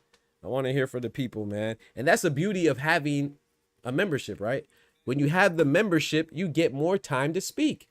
You know what I'm saying? But if you don't have a membership, then I gotta limit you to 3 minutes, baby. You know what I'm saying? That's one of the many perks of being a member on the channel for just $3 a month, man. Not only do you get to contribute to the best boxing channel on this YouTube thing, you know what I'm saying, but you also get added perks, baby, like more time in the chat when you call in. You get access to all these dope emotes, you know what I'm saying, and you get priority in the chat when it comes to your messages and all that good stuff and bonbons, man. I appreciate that. Shout out to everybody that's a member. Shout out to everybody that's gifted memberships as well, man. I appreciate y'all, man. It keeps us going and growing, and that is the goal, to keep going and growing. You know what I'm saying? Also, too, man, it's 12 o'clock. That means Doc's Corner's newsletter has just dropped. You know what I'm saying? Right to your inbox.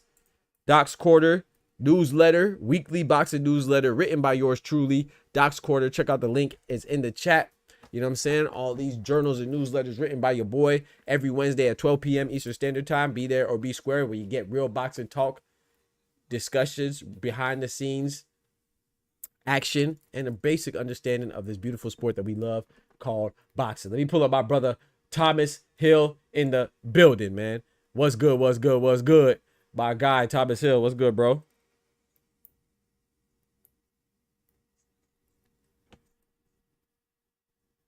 Yo.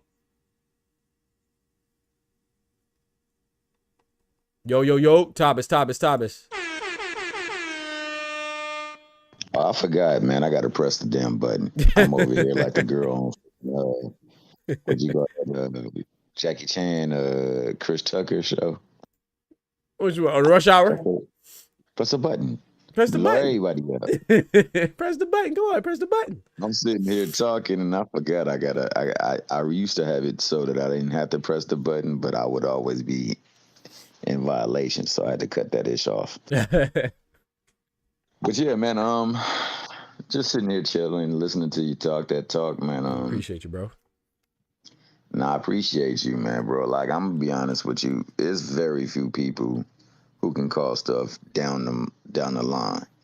You know, at some point in time, things get tested, and then, you know, biases and favoritism pull in. I mean, you do that with respect to the fact that, you know what, I'm just gonna stick with my guy, but yo, I could see where my guy not keeping pulling his weight, or, you know, he might be running amok a little bit right here or whatever, or it just wasn't a good look. I appreciate that, bro. You know, and then, you know, see me, man, I don't have a problem with people cutting up, dog, because we people. That's what we've been doing since the beginning of time, bro. We've been cutting up. You know, some of us cut up a little bit more than others, and some of us do it because we just corrupt, dog. And some, we just people, man. We gonna make mistakes, but damn, bro, like, it'd be crazy how people go at fighters because of other fighters or because of the fans of fighters. That stuff just be wild. With that being said, man, Man. Wow. I'm glad we get in this fight. So I'm gonna be perfectly honest, man. This is the second best fight between those 5 contemporaries. I think Loma Devin is the first, because I don't care what people say. Loma did Cambosis dirtier than anybody has ever done them. And that was after he was washed because he was about to get in a fight with Tank. Right. So clearly Loma's better than a lot of people want to give him credit for. Devin was depleted and had to pull from the depths to gut out a performance that would award him a victory. So shout out to that fight. I think that the second best, and the second best I would say would be Tio Loma. And the only reason why I say that is because Loma was clearly invisibly hurt that fight and didn't throw no punches. He still is good enough. See, that's the thing. Loma is good enough to compete with people bigger than him. Right. And that's something you gotta, I mean, I'm not a hater, bro. Like, I do believe that, you know, the dude is a great fighter. He's a great boxer. So those are then third would be Tank Ryan, and then Devin Ryan, and but this is a great fight. Now, the reason why I believe this fight is happening is because Bob is tired of T.O. I agree. I was so glad you said that. Bob is tired. Like you say, I'm tired. I'm sick, boss. I'm tired. I'm sick and tired. I'm sick and tired, boss. Yeah, so I think he's done with him, and he would part ways with the belt if it means he can get this Mickey Fricky off the books. Yep. He's been cooking the books for too long, so I think that's why we get in this fight. I think that it's a fight that, you know, is in a safe space for Core too. He don't feel like, you know, looking at what Martin did to him and what Ortiz did to him, well, I think I'm better than them, so I should be able to handle him with relative ease. And clearly, man is better because, you know, it's a tick up in competition. It is his best fight by a long shot to date. I agree. Which brings me to the next question. Now, master classes in smoke. There's a lot of quote unquote, I'll say innuendo. That's worse than narratives out here and propaganda about certain people who be putting on master classes and they all about the smoke. Last time I checked, Ramirez ain't no smoke, bro. Come on now. Real with you. Come on now. Ain't no smoke. But I heard people telling me, you know, that was it. Master class. That performance was no master class, but I had people tell me that. The last fight would be Norman. You know, a sturdy opponent, but not seasoned. But I was told that was master class too.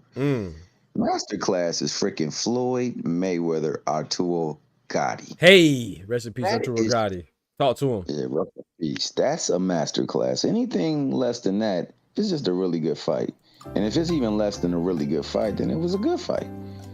So, shout out to a good fight. Agree with that, man. Nah, that's a good point though, man. I like how you broke that down, because I really like how you also that's a time though, but I like how you broke down the order of the fights before, like with Tio and Loma. I never thought about that. That's a good point as well. So I think that Shakur and Tio would be up there with him with that, as far as if it happens. But yeah, I like that with Devin Haney and Loma. I think the way you ranked it is how I would rank it as well. It's the only way. To me, it's the only, if you're being fair, bro. Right, Like, see, to be me, fair. these people.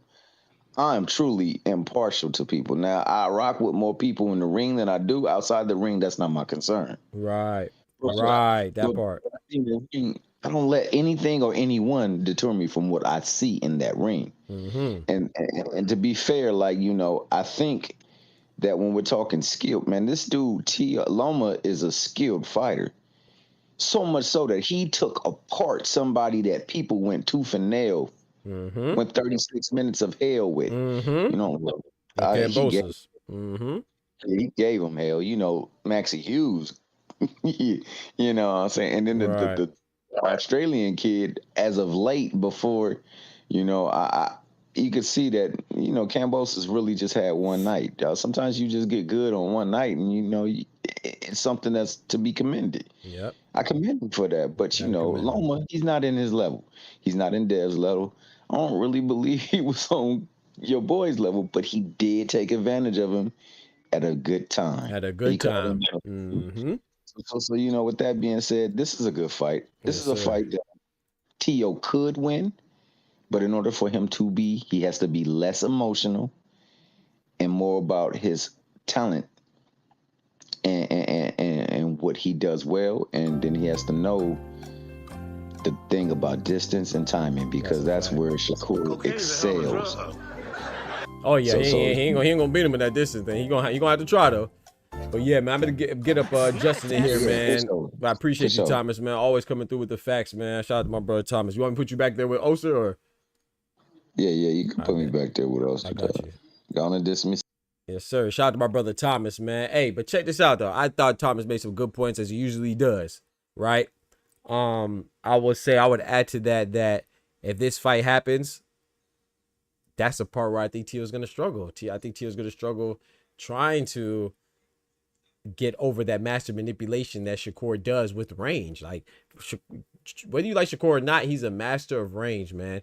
And if you don't know how to effectively change the distance, you're gonna get pieced up while you try to figure it out, and that's going to be a major deterrent, pillow fisted or not. So yeah, we're gonna see, man. Shout out to my brother Tech Dumb Dad saying salute Dr. DBT fam. Shakur over Tio all day. Shout out to my guy Tech Dumb Dad, renewing for 17 months as a member. He got the big gold glove. 17 months. He committed to another 30 days. He said he's not going nowhere. I'm not leaving. I'm not fucking leaving. The show goes on. Shout out to my guy. Shout out to my guy, man. I appreciate that, man.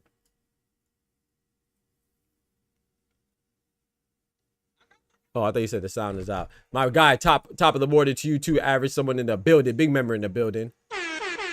Joey Real Gamer says 2026 feels to be fire. 2026 feeling to be fire. A fire year for boxing, absolutely, man. Shout out to Joey Gamer, man. Let me pull up my guy Justin in the building, man. My guy Justin, what's good, bro? Yo, just draw. You there? Oh, okay. Can you hear me? My guy, yes sir, yes sir. How you doing, man? I'm doing great, doing great. Yes, I'm just sir. keep this. Hey, man, I have so much respect for Turkey. Hey, I have so much respect for Turkey, man. He's starting to reveal that a lot of these dudes are frauds. A lot of these dudes are building up and hiding behind the social media presence and not really about fighting the best. I agree with that. And that's why I said, man, I don't think this boxing era ain't gonna never go back to what it used to be, bro. Devin Rowley, did you see that interview on Fight Hype? Yep, with Rolly. He's admitting he's ducking. Yeah, that's what it sounded like to me. I said, "Come on, Rolly, you can't be talking And trash people, about Devin, and now you know what I'm saying? You can't do that." yeah, I'm your biological father. I'm this. Right, right. And I like Rolly. Don't get twisted. I interviewed Rolly and all this. And Rolly cool, but you gotta stand on something, bro. You're looking bad right now. God damn, I gotta put it to the side. All right. Someone called me. We'll get them later. But yeah, the dude, the fact people are in the comments justifying this, trying to justify a 46-year-old Pacquiao is insane, bro. We need these unification fights. We need these title fights. Come on, man. It doesn't matter if you don't like the fight or not. If you're talking about, oh, we want the best to fight the best, you have to. We can't just pick and choose on which fighter we have to say. Right, that part. Exactly. So, man, I really respect Turkey. He's also getting rid of that excuse of, oh, there's no money on the table. Mm-hmm. He's funding these fights. I'm really looking forward to Boots versus Ortiz. I got Boots. Yeah, I'm leaning towards Boots as well. Yeah, I do think Ortiz has fought better 154 competition, but we still got to look at the style, because you could be 8 times undisputed and still get beat by a guy who doesn't have a belt in the first place. That's true. Just because of the style. Mm-hmm. Now I will say this though, with Vergil, like you mentioned, he has better competition at 154. I mean, to be fair too, he has more fights. He has 5 fights at 154. A lot of people think he only has like 2 or 3 because they think that Boachuk and Madrimov were his first fights. His first 2 fights. First fight was Frederick Lawson, and his next fight was Thomas Delorme. He stopped Thomas Delorme in 1 round, but Jaron Boots Ennis stopped Thomas Delorme in 1 round as well before Vergil Ortiz did it. So it's like when people critique Boots Ennis for fighting Weizma Lima, a guy that we haven't really heard of on his debut, it's like you got to be fair. Vergil Ortiz versus Madrimov was not his debut. Neither was Boachuk. His debut was Frederick Lawson. Weizma Lima is better than Frederick Lawson. Weizma Lima is better than Thomas Delorme. Those were Vergil Ortiz's first 2 fights. So I just want to add that to it. But I agree with you that that Vergil Ortiz's personnel at 154 and the people that he fought are better. But to be fair, Jaron Boots Ennis hasn't had that opportunity yet. He only had 1 fight, and his 1 fight was better than Vergil Ortiz's first fight at 154. So I know I took some of your time. Keep going, bro. You got it. Yeah, I agree with you.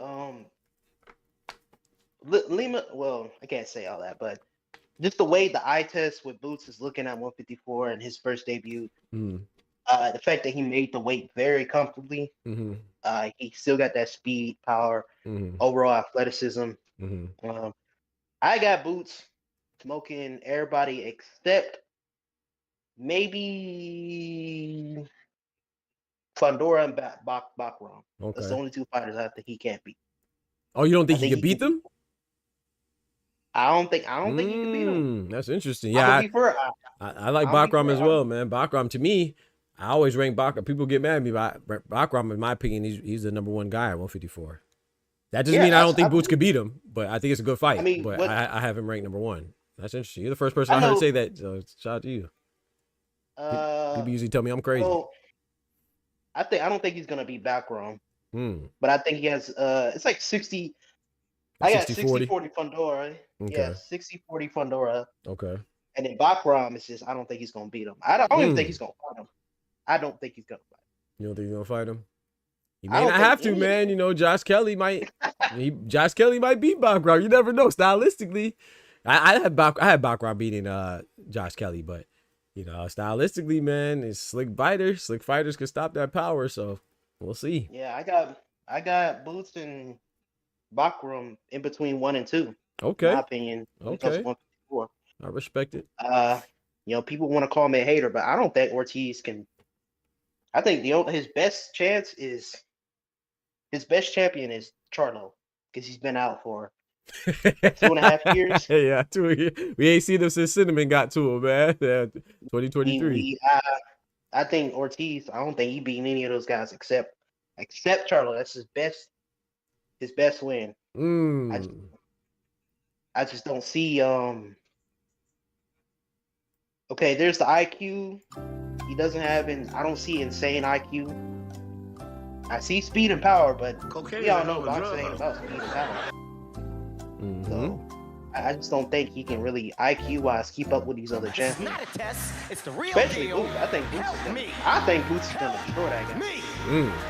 Nigga. I think Boots is gonna be a round 8 or 9, just because Ortiz is tough. You know, he can't take a hit.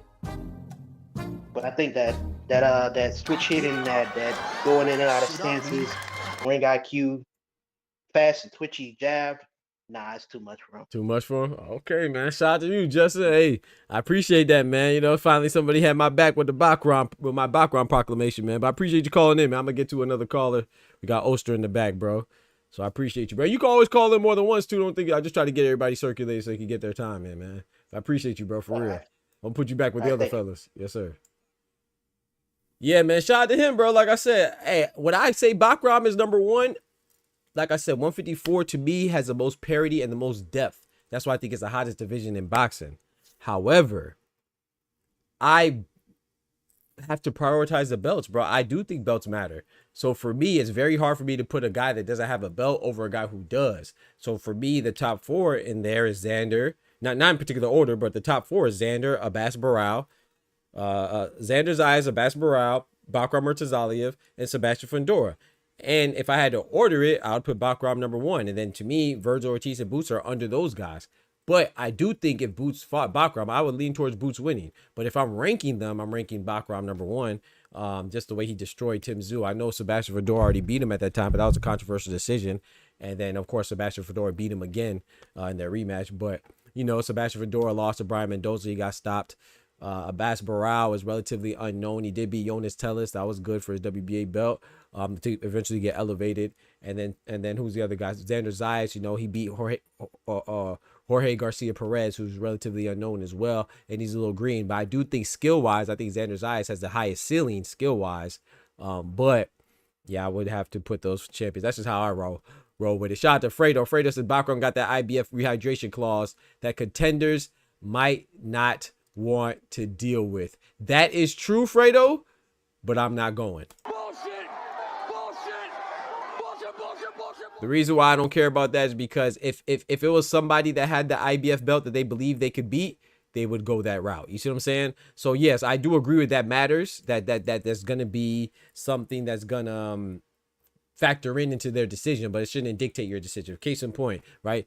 Richardson Hitchens was contemplating leaving the IBF, and I don't think he ducked Subra Matias. I'm not going that far, but I do think that he was considering that when it came to the IBF, because you see, he didn't talk about the rehydration clause as much when he went to fight Liam Parle, because he thought he could beat Liam Parle. He didn't talk about the IBF rehydration clause when it came to defending George Kambosos, because he didn't think it was going to be an issue, but he thought that it was going to be an issue. That doesn't mean he's ducking Subra Matias, but for the type of style that Matias has in his fight, he would be more comfortable not having to go through the IBF rehydration clause. So that's why it was an issue when it came to that. It was a factor when it came to talk about Subra Matias. So I think it's more of Bakram than it is an IBF rehydration clause. I think it's more about who has the title that you do or don't want to deal with it. Depends on who got the belt. You see what I'm saying? And I will say this though too. You know, I like the rehydration clause. I like the built-in rehydration clause because it doesn't stop it, it doesn't eliminate it, but it definitely mitigates weight bullying.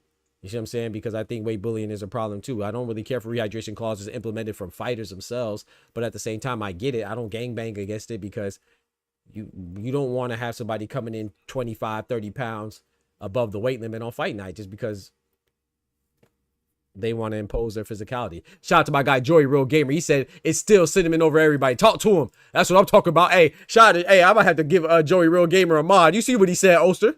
You see what he said. It's still cinnamon over everybody. You gosh dang right. You gosh dang right.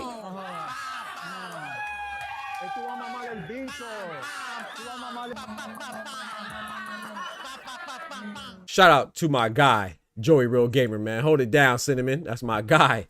I rock with you, bro. Shout out to you, man. I might have to mod you up, man. You a real one. Still cinnamon over everybody, man. Shout out to Terrence Bud Crawford, too. You know, that's my guy as well, but Cinnamon's my guy, man. You know what I'm saying? Look at sir. I knew sir couldn't wait, bro. Sir. But yeah, let me pull up my brother Oster, man. Let me pull up my brother Oster, man. You know, hey, I'm one of the rare ones though. I'm one of the rare ones. I like Cinnamon. I like David Benavidez. I like Terrence Crawford. My favorite is Cinnamon. No, Cinnamon, Gervonta Tank Davis, Junta Nakatani, Caleb Plant. I say those, you know, Clarissa Shields I like a lot as well. Shout out to the Goat. One time for the ladies. I like Gabriela Fedora a lot, but my favorite, my top three probably Junto, Tank, and Cinnamon right now. But I like Terrence Crawford a lot too. I like Usyk a lot too. I like a lot of fighters, man. I like a lot of fighters, but Cinnamon's probably my favorite, man. Shout out to my guy Fredo dropping that bread, that cheese, that butter.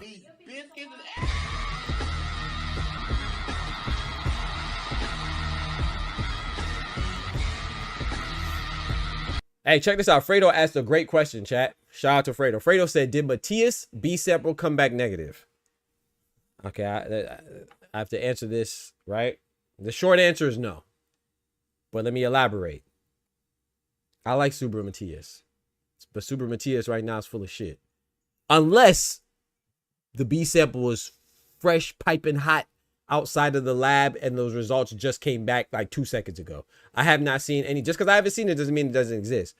But I haven't seen anything about the B sample coming back negative. What I have seen is exactly what I've been talking about, is a quantitative amount being 0.085 ostarine and being less than the threshold set by the New York State Athletic Commission, the NYSAC, of 0.1 nanograms per milliliter. So 0.085 is 0.015 less than the limit of 0.1, right? So he's clear. He's good to fight. But did the B sample come back negative, implying that the A sample was messed up, implying that Subaru Matias did not have ostarine in the system, implying that the measurement of 0.085 is wrong? No. That's why Subaru Matias is on probation. I love that question. Shout out to Fredo for asking that question. Did it come back negative? I have not seen that. Like I said, just because I didn't see it doesn't mean it's not true. But I've seen Subaru Matias and multiple people that are Subaru Matias apologists for his mess up. They're saying, oh yeah, the B sample came back negative. But that's predicated off of him being cleared to fight.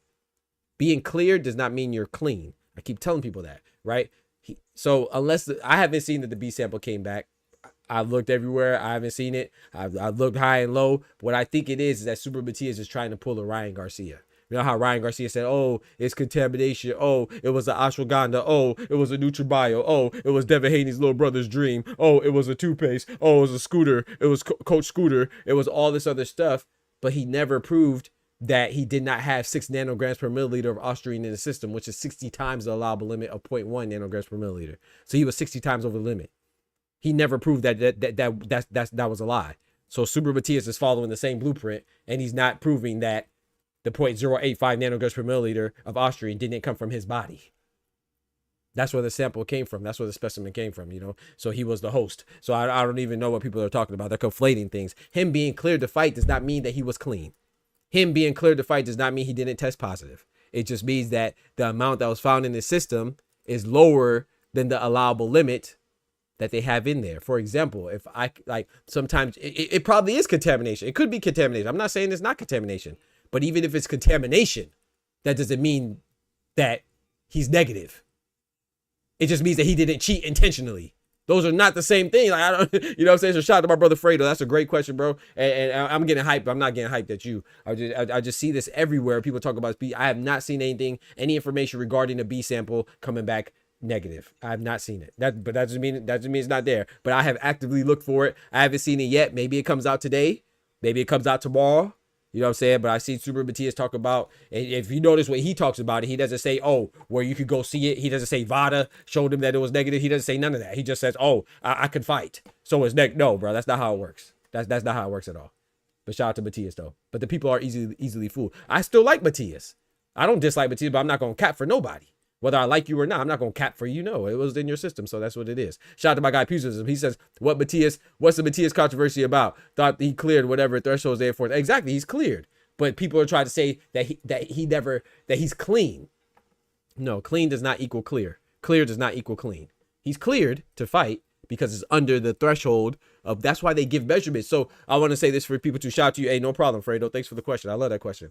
So the reason why they have minimums is because they're saying that according to the New York State Athletic Commission, which is decided by, you know, sanctioning bodies influence that, commissions mostly influence that. So the allowable limit in New York may be different than the allowable limit in California. And this is all the same country, which may be different than the allowable limit in Texas. For example, Keyshawn Davis had a no contest when he fought Nahir Albright. Keyshawn Davis wasn't on a PED, right? He tested positive for marijuana. But in the state of Texas, where he fought Nahir Albright, marijuana is a banned substance. It's not a performance enhancing drug, but it's on the banned substance list. So he was high. He had marijuana in the system, weed, and then he had his victory against Nahir Albright overturned to a no contest, and that's not even a PED. So the point of me saying that is to say that even if you have a little bit of a PED, you could get reprimanded for it because Keyshawn Davis didn't even have a PED, but he did have a banned substance. So in New York, the allowable limit that you can have of ostarine detected in your body for a fight to commence is 0.1.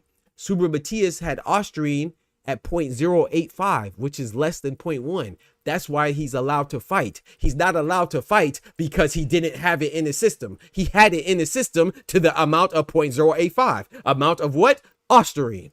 I don't even know where this confusion is. It's not really confusion. It's just a whole bunch of ignorant people talking bullshit. You see what I'm saying? Like I said, behind 99% of conspiracies is an idiot that doesn't know what they're talking about. And they think, oh, because I don't understand it, that means nobody else understands it, so it must be a conspiracy. It must be some aliens sitting on a throne and have a gosh dang council of aliens running experiments on us.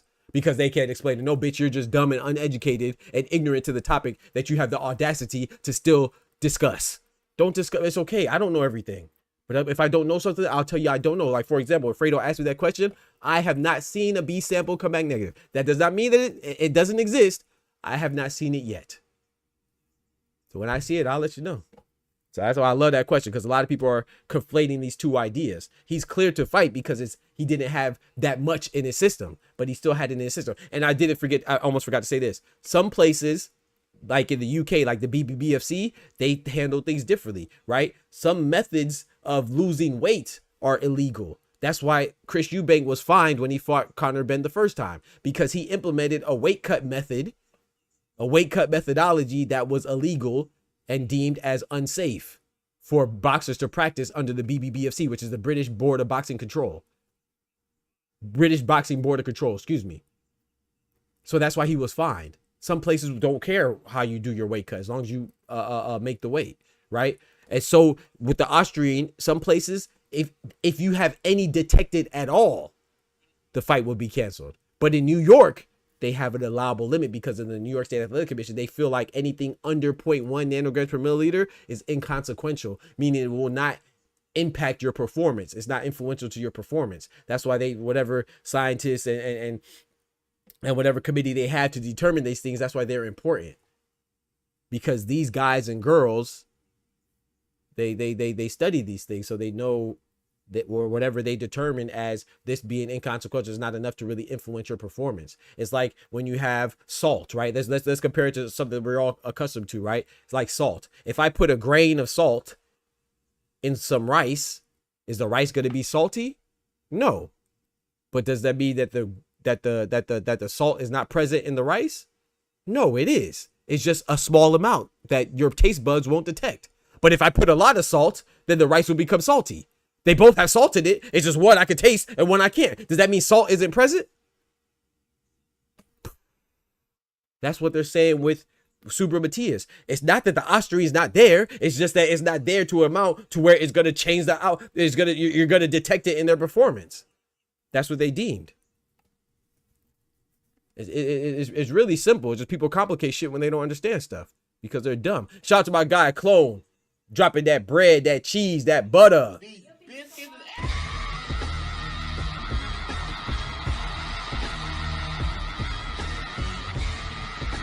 Shout out to my guy. Shout out to my guy dropping that hello yellow, $10 on the fellow. Why is there different thresholds for different states? Is it like that in different countries? Also, is the real Joshua versus fake Paul? Yeah, man, it's real, bro. Hey, Anthony Joshua's fighting in Miami. I might go. Well, I'm thinking about going, man. Yeah, man. Anthony Joshua, Jake Paul's real. But like I said, don't be surprised if Jake Paul pulls out. I wouldn't be surprised. But right now, it's real, yes. And he said, why are there different thresholds? Different commissions. Different commissions, you know, it's just, you know, New York State Athletic Commission. You have the California State Athletic Commission. Like, for example, remember Regis Prograis? I got you, Oster. Sorry, man. Sorry. Oster, I'm about to pull you up. You about to have all the time you want, Oster. My bad. It's like California, right? Remember in the California State Athletic Commission, they made a new rule about essentially rehydrating, right? And that's what Regis Prograis and people were kind of upset about, right? Because according to the California where they fought, they implemented I believe it was, I want to put a number because I don't remember, I don't want to tell you wrong, but let's just say it was 10%.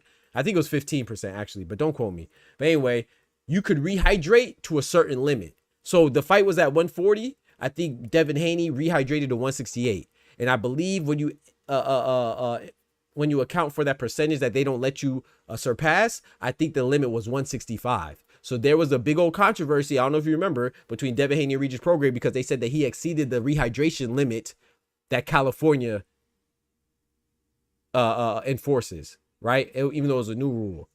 It wasn't implemented yet, so that's why it was cool. But why, to answer your question, why do they have different ones? I don't know, you know, it's just different committees, you know, it's like different states have different rules, right? Like we are one country, but you know, the Florida gun laws are different than the New Hampshire gun laws, or the New Hampshire gun laws, they may not respect the concealed weapon license of somebody from Nevada. You see what I'm saying? It's just, that's why we have governors in every state and stuff like that. So it's like at some point they just handle their own, make their own rules, have their own things that they will allow and won't allow. You see what I'm saying? So ask me why. I think boxing not only should it happen all the same in one country, I think boxing should be the same globally. You feel me? I think that UK should have the same rules as Japan. Japan should have the same rules as Nigeria. Nigeria should have the same rules as Jamaica. Jamaica have the same rules of as the UK. UK have the same rules as Mexico. Mexico have the same rules as, you know what I'm saying, as the Philippines. Philippines have the same rules of Haiti, I think, but that's just me though.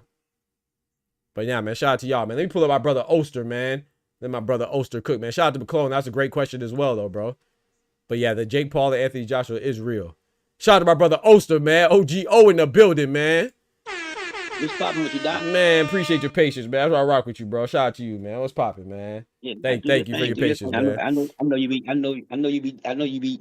doing anything. Only thing I want to tell you that I be bad at. Listen, Doc, you gotta stop being how do you say you gotta stop being you gotta be fair. Some people, I gotta stop being fair, or I gotta start being fair. Which one? You gotta start being fair. Everybody ain't crazy. Stupid. Some people is dumb, Doc. You gotta be fair with it. Okay. Some stupid, some dumb. You know what I mean? So you gotta be fair. You know what I mean? So these motherfuckers be talking crazy sometimes. So I'm gonna tell you, Doc, you gotta be fair, man. Some of these people ain't stupid. Some of them just dumb, man. They just dumb. When you dumb, you ain't got no hope. When you stupid, you can change. You know what I'm saying? When you dumb, you just dumb as hell, bro. You just dumb because that's what you are. That's why stupid people act dumb. You hear me? That's why stupid people act dumb. Right. Shout out to Oster. But no, you right though, because I feel like I give people too much credit. I do, and people tell me that too. I'd be like, bro, you give too much people credit. People don't. It's not even that they can't. It's not even that they're incapable. It's that they don't even want to think. Just think, bro. Just think for a little bit, dog. This shit is not hard, bro. Like, it's not rocket science, but you know, but I also appreciative of that shit though, because that's my lane. You know what I'm saying? It may take a while to grow, but when people realize that we not on that fanboy, fangirl, goofy Twitter shit, then they gonna appreciate the channel. When they realize that I told them shit 3 months ago that they just found out a day ago because they let their favorite content creator fool them the whole time, and then they gonna realize it's a place to be. So shout out to you, for recognizing it early, bro. Thank you, bro. Well, I'm gonna shut up, man. And after they lose some money, they'll be back. Scarface said, "Don't worry about it, you be back. You be back. You be back. Don't worry about it. You all right." Nah, but damn, what I wanted to say something. I wanted to touch on something. Oh, but yeah, I do want to say this. On the real side, what you think Boots and Vergil is really talking about? Because ain't nothing changed. Right? Yeah, like the position, none of their positions changed. It ain't like somebody went and grabbed the belt and grabbed this and did something. It ain't changed. It's the same debate you had. So I feel like whatever position it was before, it's still the same position now. Y'all just got to fight. I mean, Yeah. at this point, I mean, y'all can create some stuff, but I'm not gonna go with that narrative. Oh, we trying to make a deal. No, we're not gonna do that. We've been doing that 3 years now. We're not gonna do that. We done walked in the ring and all that. All of that, half of these papers should be like templates right now. It should be damn near, the contract should damn near be written out now. That's what I feel when it comes to the actual fight. Mm-hmm. You know what I mean? When it comes to the actual fight, and I just think that it's just man. And then you were saying some other stuff, but I was looking. Me and Thomas was talking in the back, so I was losing my train of thought and stuff. So, but yeah, but no, it's cool though. But that's one thing I definitely want to say about that. That's a fact. So I really want to see the next move in that, and the TO in Shakur. Mm-hmm. Wait, before you go, can I respond to that? Oh yeah. Okay, so what I think is happening, and I know you may or may not disagree. I mean, you may or may not disagree. I don't think this is where you differ a little bit. I don't think it's Boots and Vergil right now. You know what I'm saying? I think it's just like, I agree with you. Nothing changed, but that's good and bad. Like, nothing changed from the fighters, but it changed from Oscar greedy ass and Eddie greedy ass. So that's, you know what I'm saying? So that's what I think is holding up the fight right now. It's kind of like Errol Spence and Terrence Crawford. Like, clearly they weren't the problem. It was PBC and whoever Bud was working with at the time. I don't even remember. So you know what I'm saying? So a lot of times these promoters, they masquerade like they want what's best for the fighter, and of course they do want what's good for the fighter because that's their fighter. But that's kind of code for saying, I want to make sure my fighter is good, so I know that I'm good, because they get a cut of what the fighters. You know what I'm saying? So like, if you get 500,000, my 10% is straight. But if you get 5 million, my 10% a whole lot bigger. You know what I'm saying? So like, that's how I see it. So I don't really think it's. I ain't gonna lie either. I think Bud, if I had to guess, I would say Bud probably is more willing. Not Bud, sorry. Boots is more willing to fight Vergil than Vergil to fight Boots, but I think they're both willing to fight each other. That's how I wanted to respond. That's it. But I think you do have a good point. I used to say I think one of them was ducking. I don't think, like you said just now, it's definitely the promoters. I don't think it's them at this point. You know what I mean? At this point, it could have been one of them before. I ain't gonna give them that much credit. But for right now, like you just said, I think it's more in the promotional hands. But I see, and that brings a BS in the boxing, because they say the boxers want the money. Now the boxers want the money. Now the promoters over there. So that's real pocket watching. Y'all pocket watching before the money. Come on now. Maurice got actually after he was here. You know what I mean? After he got his check, at least he jumped up. But y'all trying to get a cut before they even. Y'all tripping right now, man. And we paying for it. So you're making it seem like they wait. And you know what I mean? Like you said, all these content creators and all this stuff. But I think that there, but when it do happen, now what I was saying to you, Doc, on the thing, I was saying career-wise, right? Career-wise. Just say, for instance, Vergil Ortiz. Yep. Let's say as a loss, if you lose the Boots, I think losing to a Black American fighter is going to destroy Vergil Ortiz. I think that's why I said that about losing to Fundora. Better for Boots. I mean, better for Vergil career. I think they could still push him. But since him and Boots been going through this for this long, and it's like the showdown now they got to have belts, so it could be a real drum roll, which is all going to be the same thing. I see what you're saying. The outcome going to be the same. You get what I'm saying? So that's why I was saying that with the outcome of Vergil career, do you think it'd be a better? I think that's why I think they really not putting Vergil in the ring with Boots. That's why I really think they not saying they don't want to, but I don't think they really. I don't really think they really want to, because that would really. You think that'd be more career defining? Yeah. I think so, man. I think so. I don't know, man. That's what I was trying to think, because I'm not sure, bro. Because, like I said, I see what you're saying, and plus because it could be like a war. Even if he loses, there'll still be a war that people will be excited between Fedor and Vergil. You don't know if Vergil and Boots would be a war, because Boots could really handle that however he wants. You know, hypothetically speaking, like, because he has different styles he can implement. But the only reason why I disagree, because I think losing to Fedor, I don't really think Fedor has a stranglehold on how good people perceive him yet, because I still think, and maybe once again, this could be what we were talking about earlier, me giving people too much credit, but maybe I'm just, in my mind, I'm thinking, because I remember him losing to Brian Mendoza. Who was Brian Mendoza? You know what I'm saying? So I feel like, yes, even though I give him credit for beating Tim Tszyu, you know, I give him credit for beating whoever, Cordell Booker and stuff like that. It's like, who are those guys really? The version, you know, Tim Tszyu had the controversy with the cut. We already know that. Then by the time Sebastian Fedor beat him again, he already ran through like shit through draws with Bakram. You see what I'm saying? So you could really look at Sebastian Fedor as not really having great wins either. And the fact that he even lost to what's my boy name? Brian Mendoza. And he had a good win against Eric Salubin. But even Eric Salubin was kind of winning until his face blew up. So So I guess I was looking at it from that perspective, that if you lose to Fedora, he's not considered a great. But Boots he may not be a great yet, but he's on that trajectory. So that's what I was looking at. Like, it's not going to hurt you as much if you lose to somebody who's considered good. I think it'll hurt you if you lose to somebody who's not considered, or we don't even know how good he is really. But the way you said it, though, you could be right, though. It could be more career defining that you lost to Boots. But I was just looking at it, it's like losing to Bud. You know what I'm saying? I mean, granted, he's not on Bud's level. I'm not saying that, but it's like losing to Bud or Floyd. Like, Canelo bounced back from losing to Floyd. Would he have bounced back if he would have lost early to, I don't know, give me somebody, Austin Trout? I don't know if Canelo could have bounced back if he would have lost to Austin Trout. I'm saying that Sebastian Fedora might be an Austin Trout. And we know that Boots, and we think Boots might be a Floyd. So that's the angle I was taking. But I mean, you could be right though still. Yeah, because I know sometimes, well, really, I can say most time, I can say about 90%.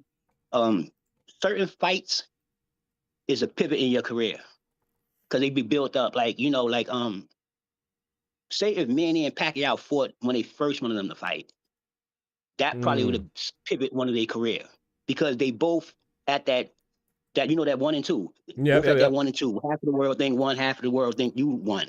So like Terrence Crawford and Errol Spence, not even Terrence Crawford and Canelo. That was an event to me. That was an event fight to me. It was an event fight. It was a real fight, but it was an event to me. You know what I mean? It wasn't like it was a boxing match, but it was more of an event. So I'm thinking like certain fighters, when they get to a certain career path and they end up fighting like Sugar Ray and Hagler, certain fights pivot your career. That's why I was talking about with Vergil dealing with Boots. You know what I mean? I think that if you lose the Boots, it will really, Black American and Boots, it will really, people start looking at him like Vergil ain't what he is. You get what I'm saying? Like he ain't like that. But I think that if he was to lose the Fedora, it just won't be that impact after. I think they could still run with him. But I think that's the reason what De La Hoya is scared of.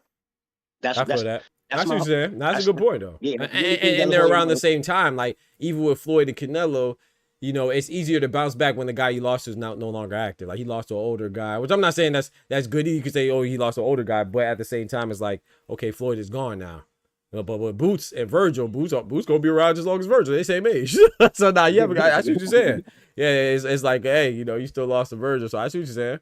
But I will say this too, though, and in your defense too. Look at what just Draw came in when he called in. He was like, he ranks Fedora #1, and Fedora and Bakram at the top of the division. See, I don't. So I think that's a good point. Maybe I think that a lot of people do think Fedora is better than what I think he is. What's that? Another fight just happened like that too. The one you wanted, Bam and Fernando just now, right? And Jesse. Yep. Puma, yep. Bam Rodriguez and Puma and Fernando Martinez. Yeah, you're right. Yep. Bam and Puma. That's one of those critical fights where everybody wanted to see. Now okay, Bam won. They need to see what, you know, is Puma gonna be Puma, or you know what I mean? There's one of those times. Every time that 1 and 2 get there, that everybody want to see, it kind of changed things. Now, only thing about Terrence Crawford and thing is that Spence, it didn't go the way people wanted to go. You know what I mean? It just was a real one-sided one. So that kind of like clear. You know what I mean? But other ones is a little different, man. I'm trying to think of another one. It's a couple of little fights that's why I be concerned with these little fights, and these promoters be knowing that this is my golden little thing. I can't get 50 million a fight, but I can eat. You know what I mean? I can eat if I work, but I can eat. And that's what I think they're doing with Vergil. I swear to God, I think they're doing that with Vergil, man. Yep. They keep throwing his name. Vergil, to me, because I could be going crazy. I think De La Hoya is pulling a T.O. using Vergil name. You get what I'm saying? Because he's claiming Vergil to fight everybody, and they're just pushing him up, and everybody making it seem like he's like he's actually fought these people that they said he's gonna fight. You get what I'm saying? Right. But Vergil fought some people. Right. He fought some people to keep it seeming it like he ain't fighting nobody. So I'm on De La Hoya. I'm on his ass. I'm telling you, man, I swear to God, I can't wait for Boots to get in here. Because now I want Boots to kick his ass because I know they want some push. Nah, yeah. That's just me, though. That's just me when I sit back and I be like, yo, it got to be something else. These dudes is crazy, man. Yeah, nah, I mean, that's a good point, bro. I mean, nobody wants to lose their cash cow, and you got to think about it, too. Like, especially if you talk, and this is not me hating on Oscar De La Ponte or Golden Shower Promotions. I'm just saying you gotta look at it, man. They lost Zepeda, right? Zepeda lost to Shakur already. They lost. Well, I mean, they still work with Ryan, but even Ryan, they what they thought was a great win was a PED Or they product is usage. faulty. Yeah, and he lost to Rolly. So yeah, they product is faulty like a yeah, motherfucker. they probably exactly. So yeah, man. I mean, yeah, they probably just trying to ride out Vergil as long as possible. Maybe get him a Spence fight like they mentioned. Maybe get him a Charlo fight like they mentioned. But that's the thing that annoys me. It's just like, bro, like you gonna keep fighting all these compromised fighters. Like, bro, I have a good memory, dog. I don't forget Israel Madrimov, bro. In my opinion, I still stick to this. Shout out to Vergil for beating Israel Madrimov, but I remember that fight was only made because they thought Israel was about to fight Serhi. Remember? And then there was supposed to be like a quick turnaround. He was going to fight Serhi Boachuk in December and then turn around and fight Vergil in February. I'm like, guys, dang, you going to fight back-to-back tough fights like that? And, you know, if you fight Serhi Boachuk, you're going to be in a war. But then Israel Madrimov pulled out of Serhi because he was, pause. He pulled out of the Serhi Boachuk fight because he was, yeah, that was crazy. Because he was, because he was sick or something like that. Yeah, we definitely going to pause that. But then, I mean, he was still sick when he fought Vergil. That's not Vergil's fault, but those are the circumstances surrounding it. So, you have a good point, man.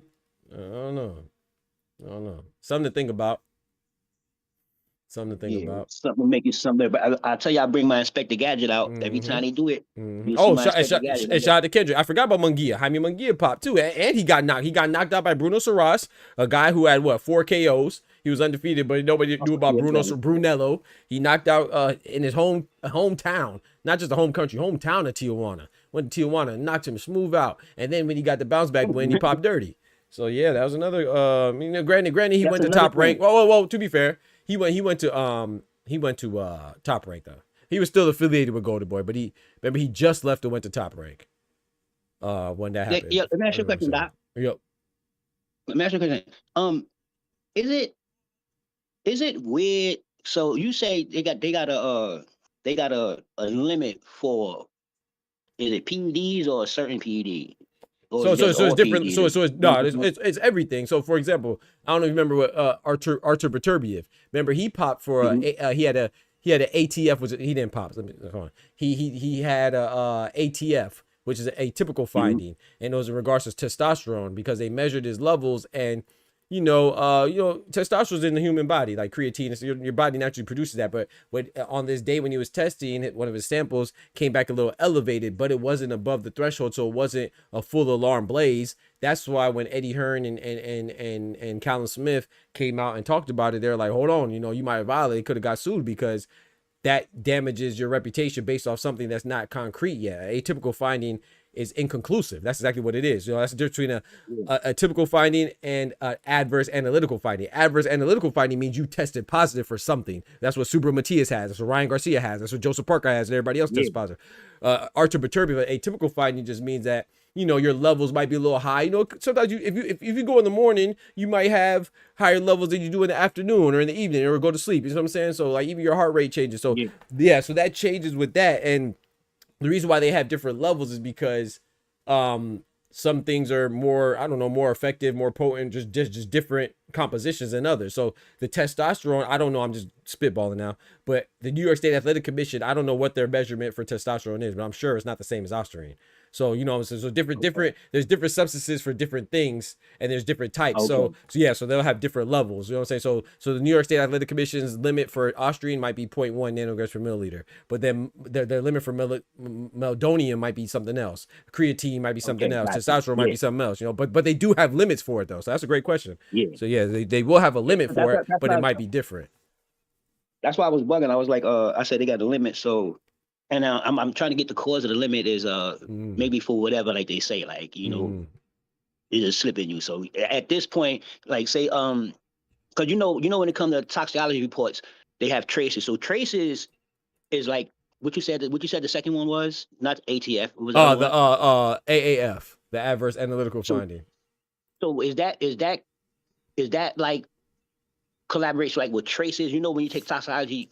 Yes, a toxicology report. report. Shout out to you. That's a great question. So like the trace limit, the trace amount would be like a Subaru Matias because he's still able to. So by the New York State Athletic Commission, because he was under the limit of 0.1, that would be closer to a trace amount than the Ryan Garcia amount. Ryan Garcia was 60 times the limit. There's no way that's a trace amount.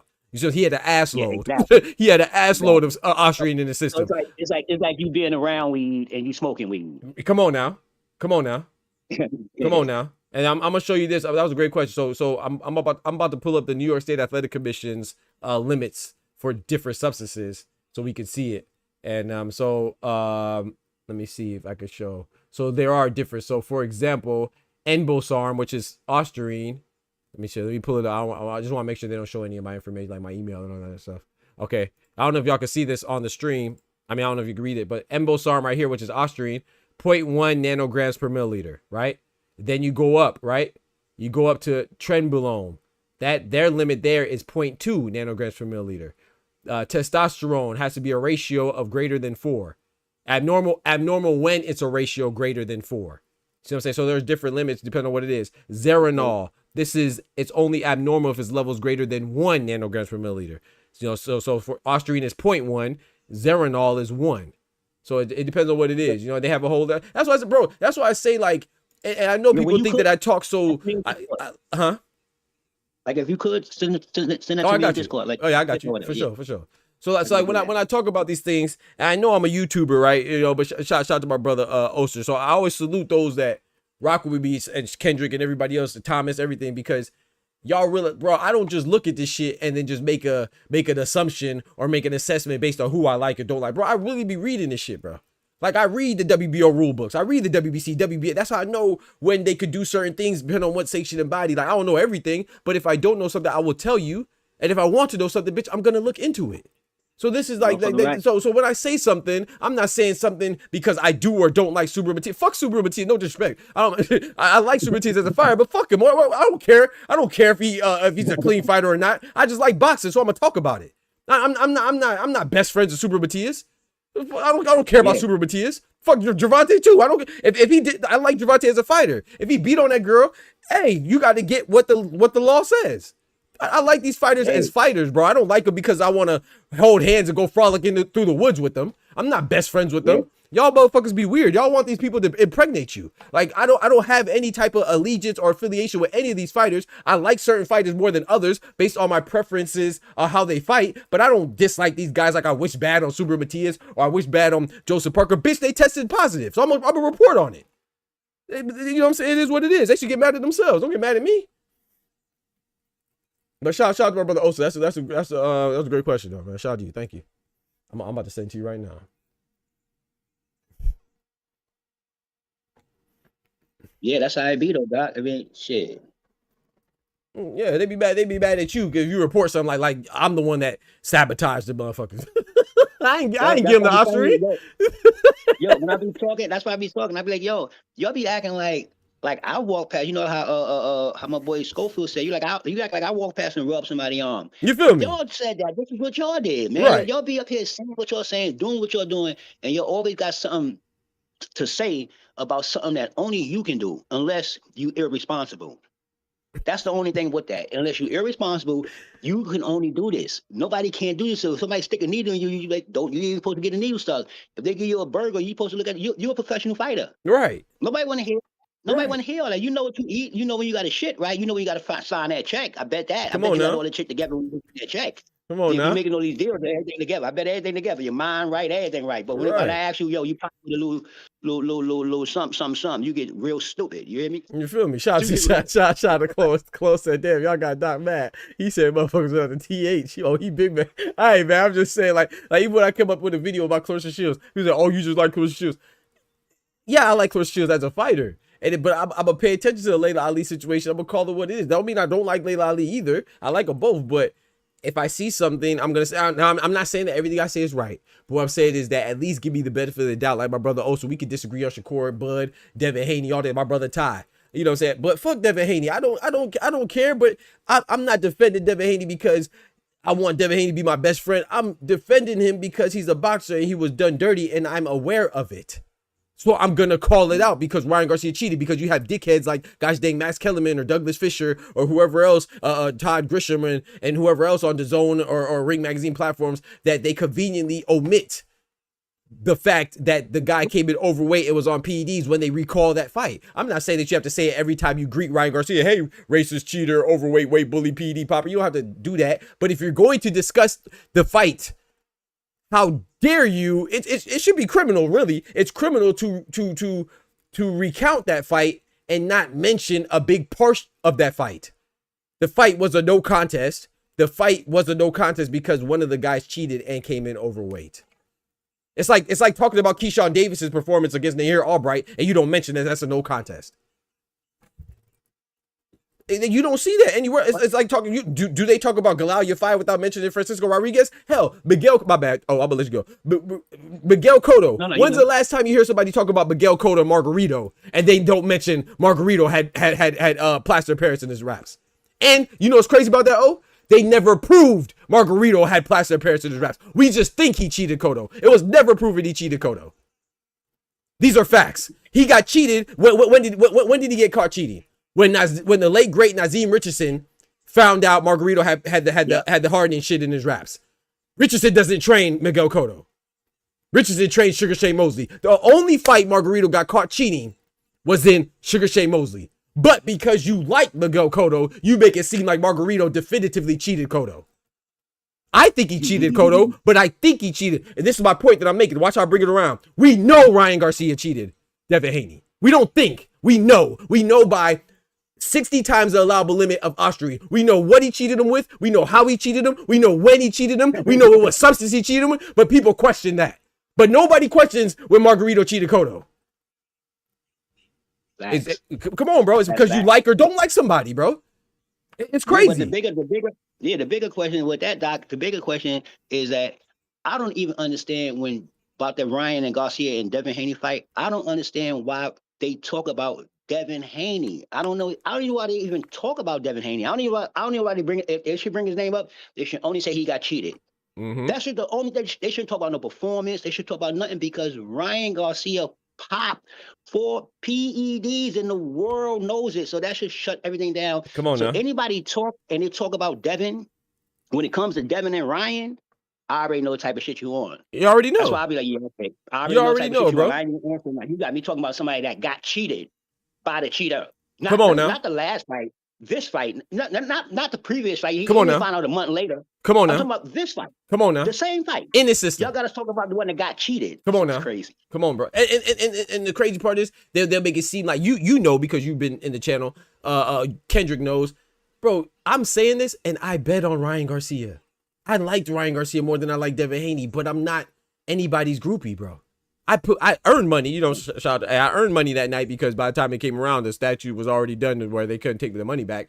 But I put my money on. Nah, hell no. But my point is like, it's not like I'm saying this because I was rooting for Devin Haney. I think Gervonta would beat Devin Haney. I put money that Ryan Garcia would beat Devin Haney. Bro, if Ryan Garcia and Devin Haney fought again, I think Devin Haney would win. But I still think it's a close fight because of their familiarity. Like I watched boxing. I went on Ryan Garcia. I picked Ryan Garcia based on my assessment of the fight. I'm not always right, but I was almost right that case. I just wasn't right because the bitch cheated. And once I find out he cheated, that's it. Why would I defend that, bro? I don't do that to watch people cheat, bro. That shit corny. Boxers always like, you know, I know things happen. Don't get me wrong. Things happen. You know, contamination can happen, you know, but that wasn't contamination. 60 times the allowable limit, bro. Let me ask you a question. It's off basis, though. If you and your class graduated from your engineering school, right, but the state found out that the professor was fraud, he had fraud papers, do they take your degree away?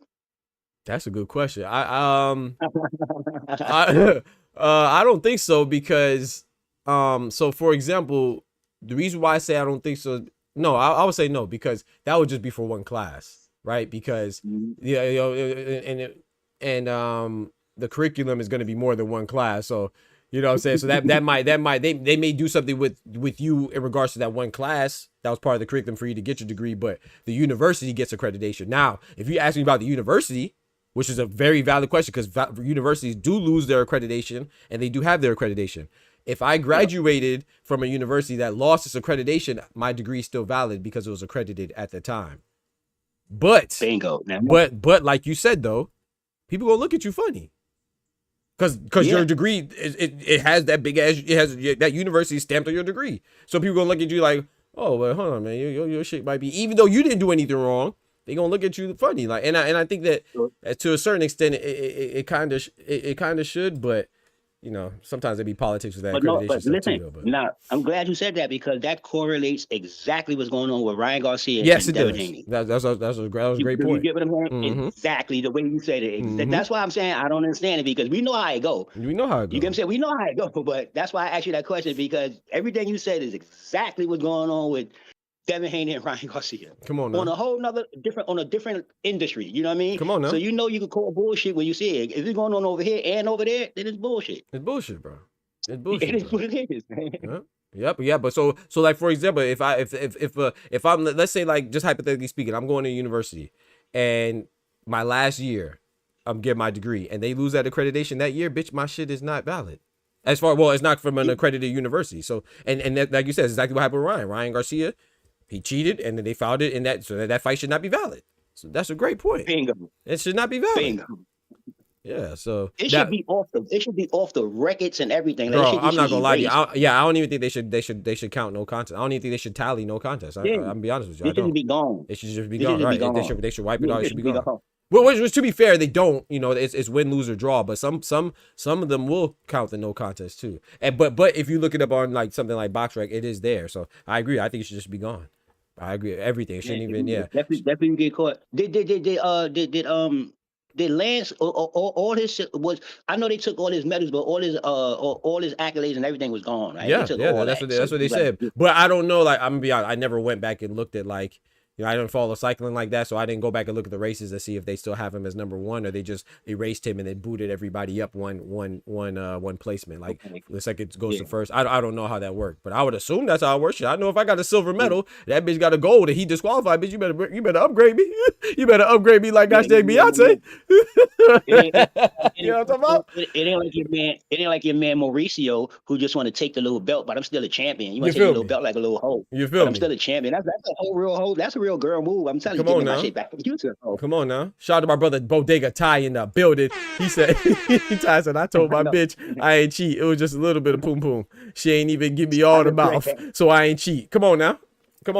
You just gave her a piece of the meat, you know? This man freaky, bro. This man freaky. Hold on, let me play it, man. My boy Ty, freaky dog. And I can make it rain with my hurricane tongue.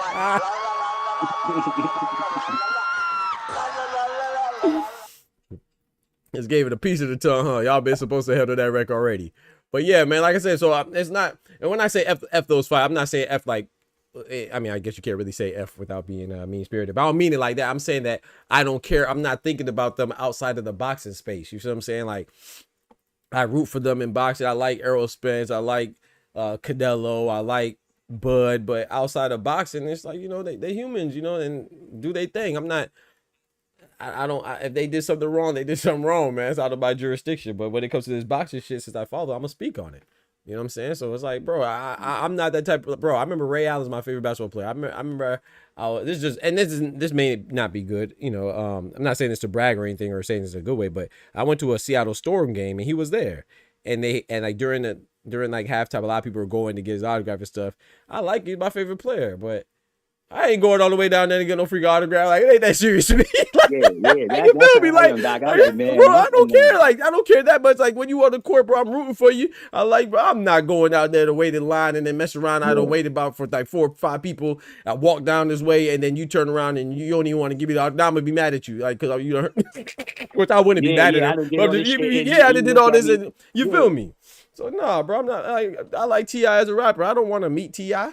Like, to me, those questions about like, oh, would you have a conversation with this person for 30 minutes or have $100,000? Man, that's the easiest question for me. Like, who are these people? Yeah. Unless you talk about Jesus. If you talk about Jesus, that was different. But if you talk about just a human, man, get the fuck out of here. Give me that money.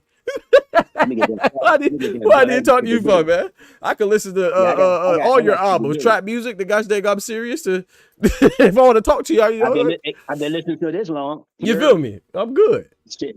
I'm good. Let me get that bro. spread. If I could ask you for a little $100, you can give me that. I don't need no autograph. Give me $100. Yeah, you're right. You can keep your autograph. Unless they tell me I'll eat your autograph going for a couple $1,000, then maybe I'll do that. But yeah, but I ain't starstruck though. I love the sport. I like music. I like the industries. I'm not starstruck. I mean, but if I see a star and he walk past me, yeah, I'm not the kind of guy. I might. It depends on what star it is. It really depends on because it depends on what star it is. I might just look and say, all right. But if it's certain people, then I might, it depends. I ain't into walking up on because I don't want nobody walking up on me. Thank you, bro. I think the same way, bro. I think the same way. The majority of times, I'm like when I met Zab Judah, bro. Shout out to Zab Judah. He was dope because I saw Zab Judah by himself eat. He could have told me he eating like some fish or something. The man, we was just I don't remember how I went, but I was past. I was like, man, that's Zab Judah. I said, what up, Zab? He said, what up, man? He said, oh, yo, you want to take a picture? I said, bet. And, you know what I'm saying? But I was like, I didn't want to bother you because you eat. He said, man, it's all good, man. You know what I'm saying? But I noticed that he was eating. You know what I'm saying? So I'm not gonna interrupt. Like they're humans too, bro. You got some fish. Fish get cold quick. So you know what I'm saying? So I ain't finna bother you, but yeah, bro. Yeah. So like when I talk to people, like that's why I feel like that's part of the reason why it goes so smoothly and so easily because I'm personable, bro. I don't try to make it seem like they supposed to stop it, like they owe me anything. I don't owe a bitch nothing. Yeah, it depends on the situation too. Depends on the situation. Like it depends on the situation. Like if they working, because sometimes you see people and they actually working. Celebrities be working in the street. They be working. They be walking with their whole crew and all that. I ain't jumping in between all that because I don't need no security grabbing. I don't like people touching me. Hey, come on now. Put their hands on me and all that, grabbing me up like I'm a regular. Don't be doing that, man.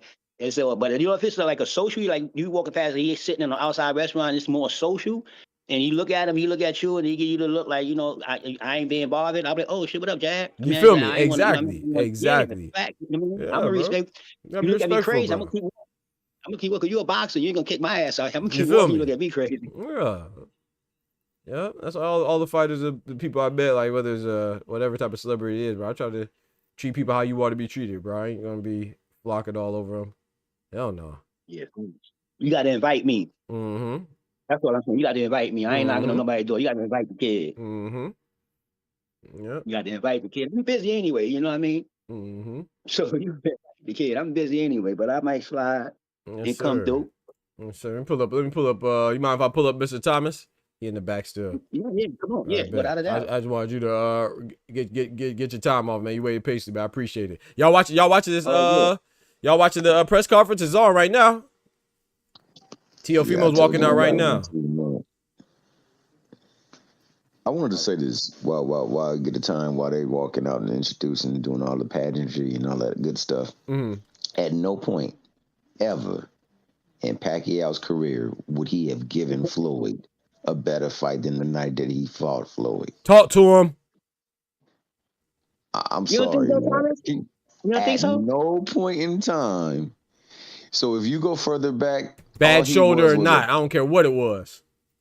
No, I'm just saying, let's keep it 100. Come on, we gotta keep it. We gotta keep it a little 100. This nigga at one point in time, he was giving people the business with just 2 punches, and you not gonna just 2-punch Floyd all night long, bro. I don't care what angle it's coming from or what. But at one time in Pacquiao's career, Pacquiao used to throw like 100, 200 punches. See, my thing was this. This is just my thing. I ain't even talking about the skill set and all that. I'm just talking about like chemistry in boxing. Floyd is a defensive specialist, and Pacquiao was like a little ram man that the little rock'em sock'em soldiers that throw punches all day long, all different ways, just punching at you with strong legs. You know what I mean? So I always said, no, I'm just saying, I always said if I was either one of the managers, if I was definitely Floyd manager, because Floyd was a defensive specialist. So if somebody throwing 100 to 150 punches at you all day long, you can't get too much offense off because you're doing a lot of defense. You know what I mean? So it may just look like this one is winning, just in the ref eyes. I always said that about Pacquiao and Floyd. That's why I never said Floyd was actually ducking like Pacquiao. He was scared of fighting him. Right. I'm just saying, like, strategic wise, it's like, nah, this dude is throwing 200 punches and he good. He over here kicking. He good. I'm not saying I know my fighter could beat him, but it's gonna be. It's like you fighting a girl. You know what I mean? Keep swinging on you. You're like, yo, will you stop? Like, goddamn.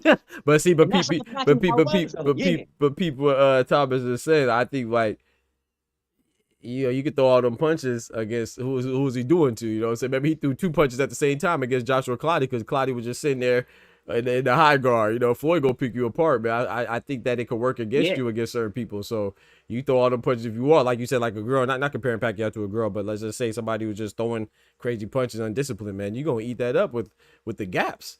And Floyd good at that, and counter punch specialist. So I see what you're saying. Don't get me wrong, but I kind of agree with Thomas. But go ahead, Thomas. I know you got a rebuttal. No, I definitely agree with what Oster's saying. That it's something to say about the type of pressure that Pacquiao was able to enforce on people. But we got to remember, man, and unto this day, bro, I still say of the 4 fights that he had with Marquez, I believe Marquez won 3 of them joints. Now, I could be wrong, but I believe that. Now, Floyd has had practice with somewhat pressure and coming from various angles when he fought Drunken Master, dog. So, you know, Floyd done seen that before. I don't think, and then Floyd was much quicker. He was much stronger. You know, he was much more elusive when he was younger too. I would have loved to see the fight because, you know, I didn't want there to be any excuse, but bro, he was older than Manny Pacquiao. No, I'm not saying. I'm not saying Floyd wouldn't have won. Also, too, Drunken Masters, Emmanuel Augustus. For those that don't know, shout out to my brother Thomas. Go ahead, keep going. Skills pay the bill because you know that's like Cepeda throwing all the punches at Shakur. Come on now, there you go. Gonna get caught in all that. You're gonna get caught in all that. But I'm just saying at that time, it would have been a real better fight on Pacquiao's behalf. You know what I mean? And Floyd, like you said, and like you said, Floyd was faster too and all that. So it would have been really.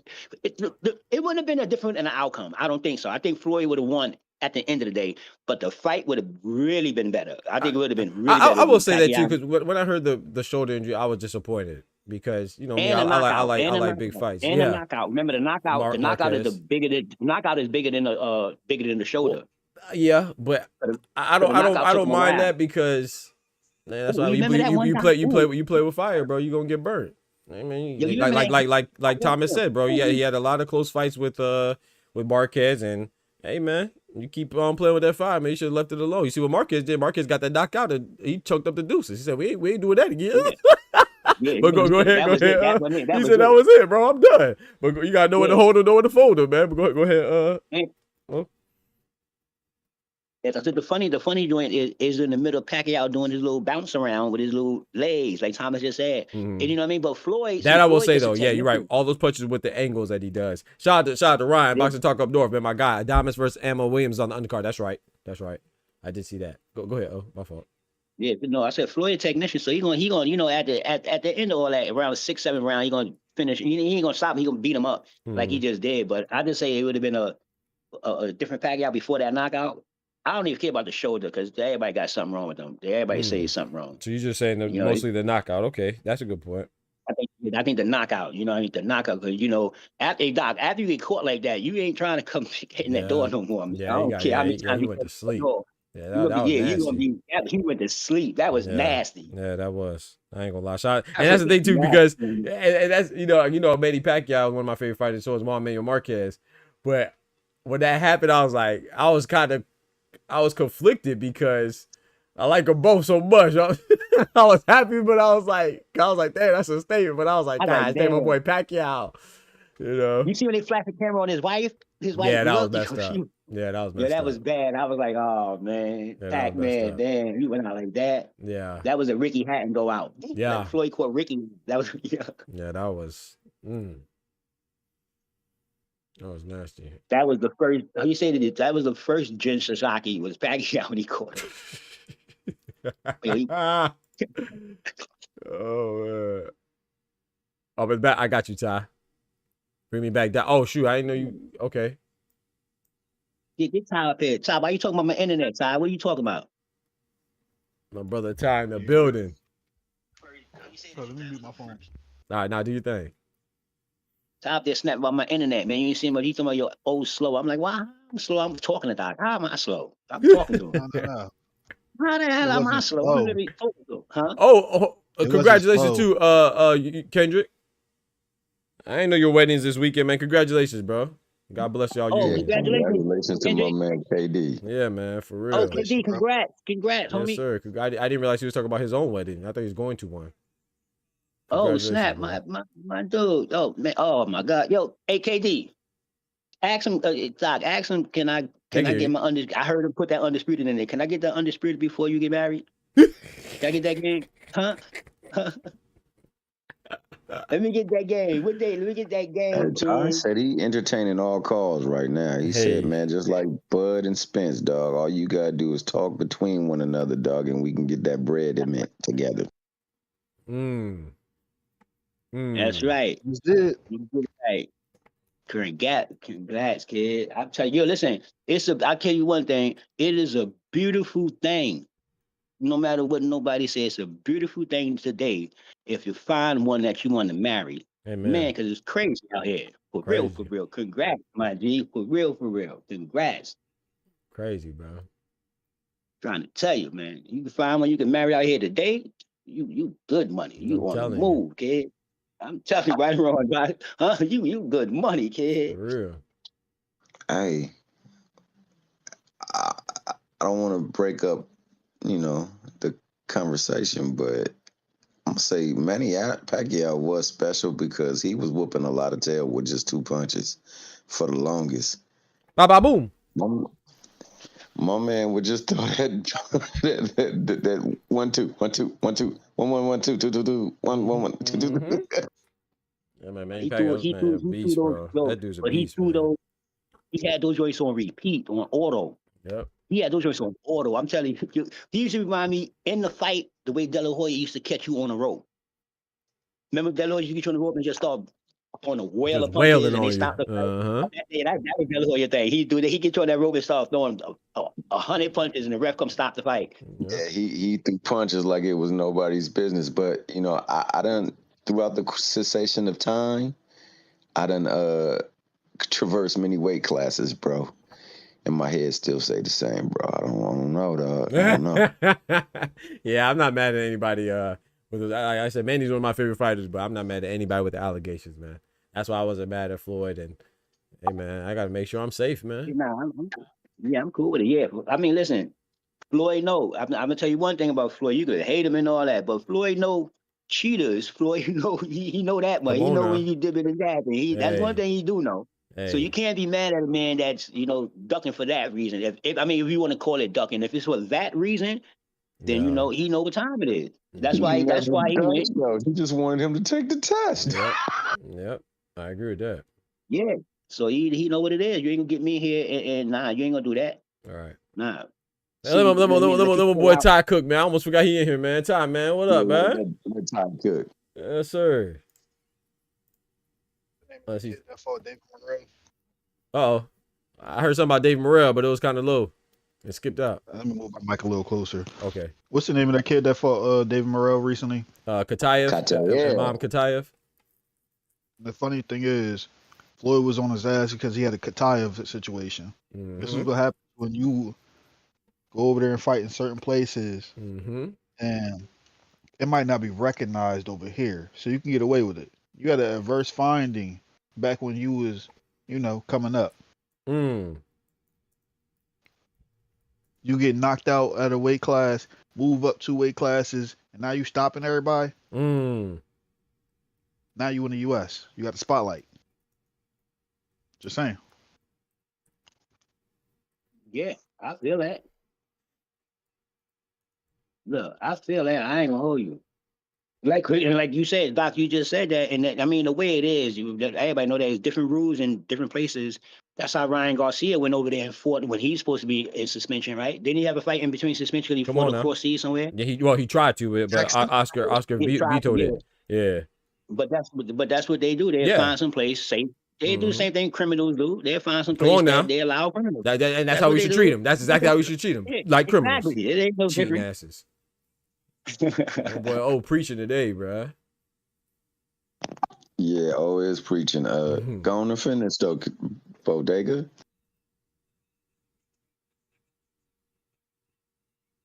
Man, I was eating, but I jumped up here because I heard Oster talking that Manny Pacquiao stuff, in reference to Oh, Floyd. here we go. I knew he was gonna get me. Boy, I tell you, Doc, I swear to God. Hey, senior. So you might have to tune in, bro. Senior just said, Teofimo Lopez Senior said, I ain't never see you fight no elite fighter. And Shakur said, I ain't never see y'all fight one either. And now they talk about Lomachenko. I do think Lomachenko. I think he tripped. Josh Taylor and Lomachenko are definitely high caliber fighters that Teo fought.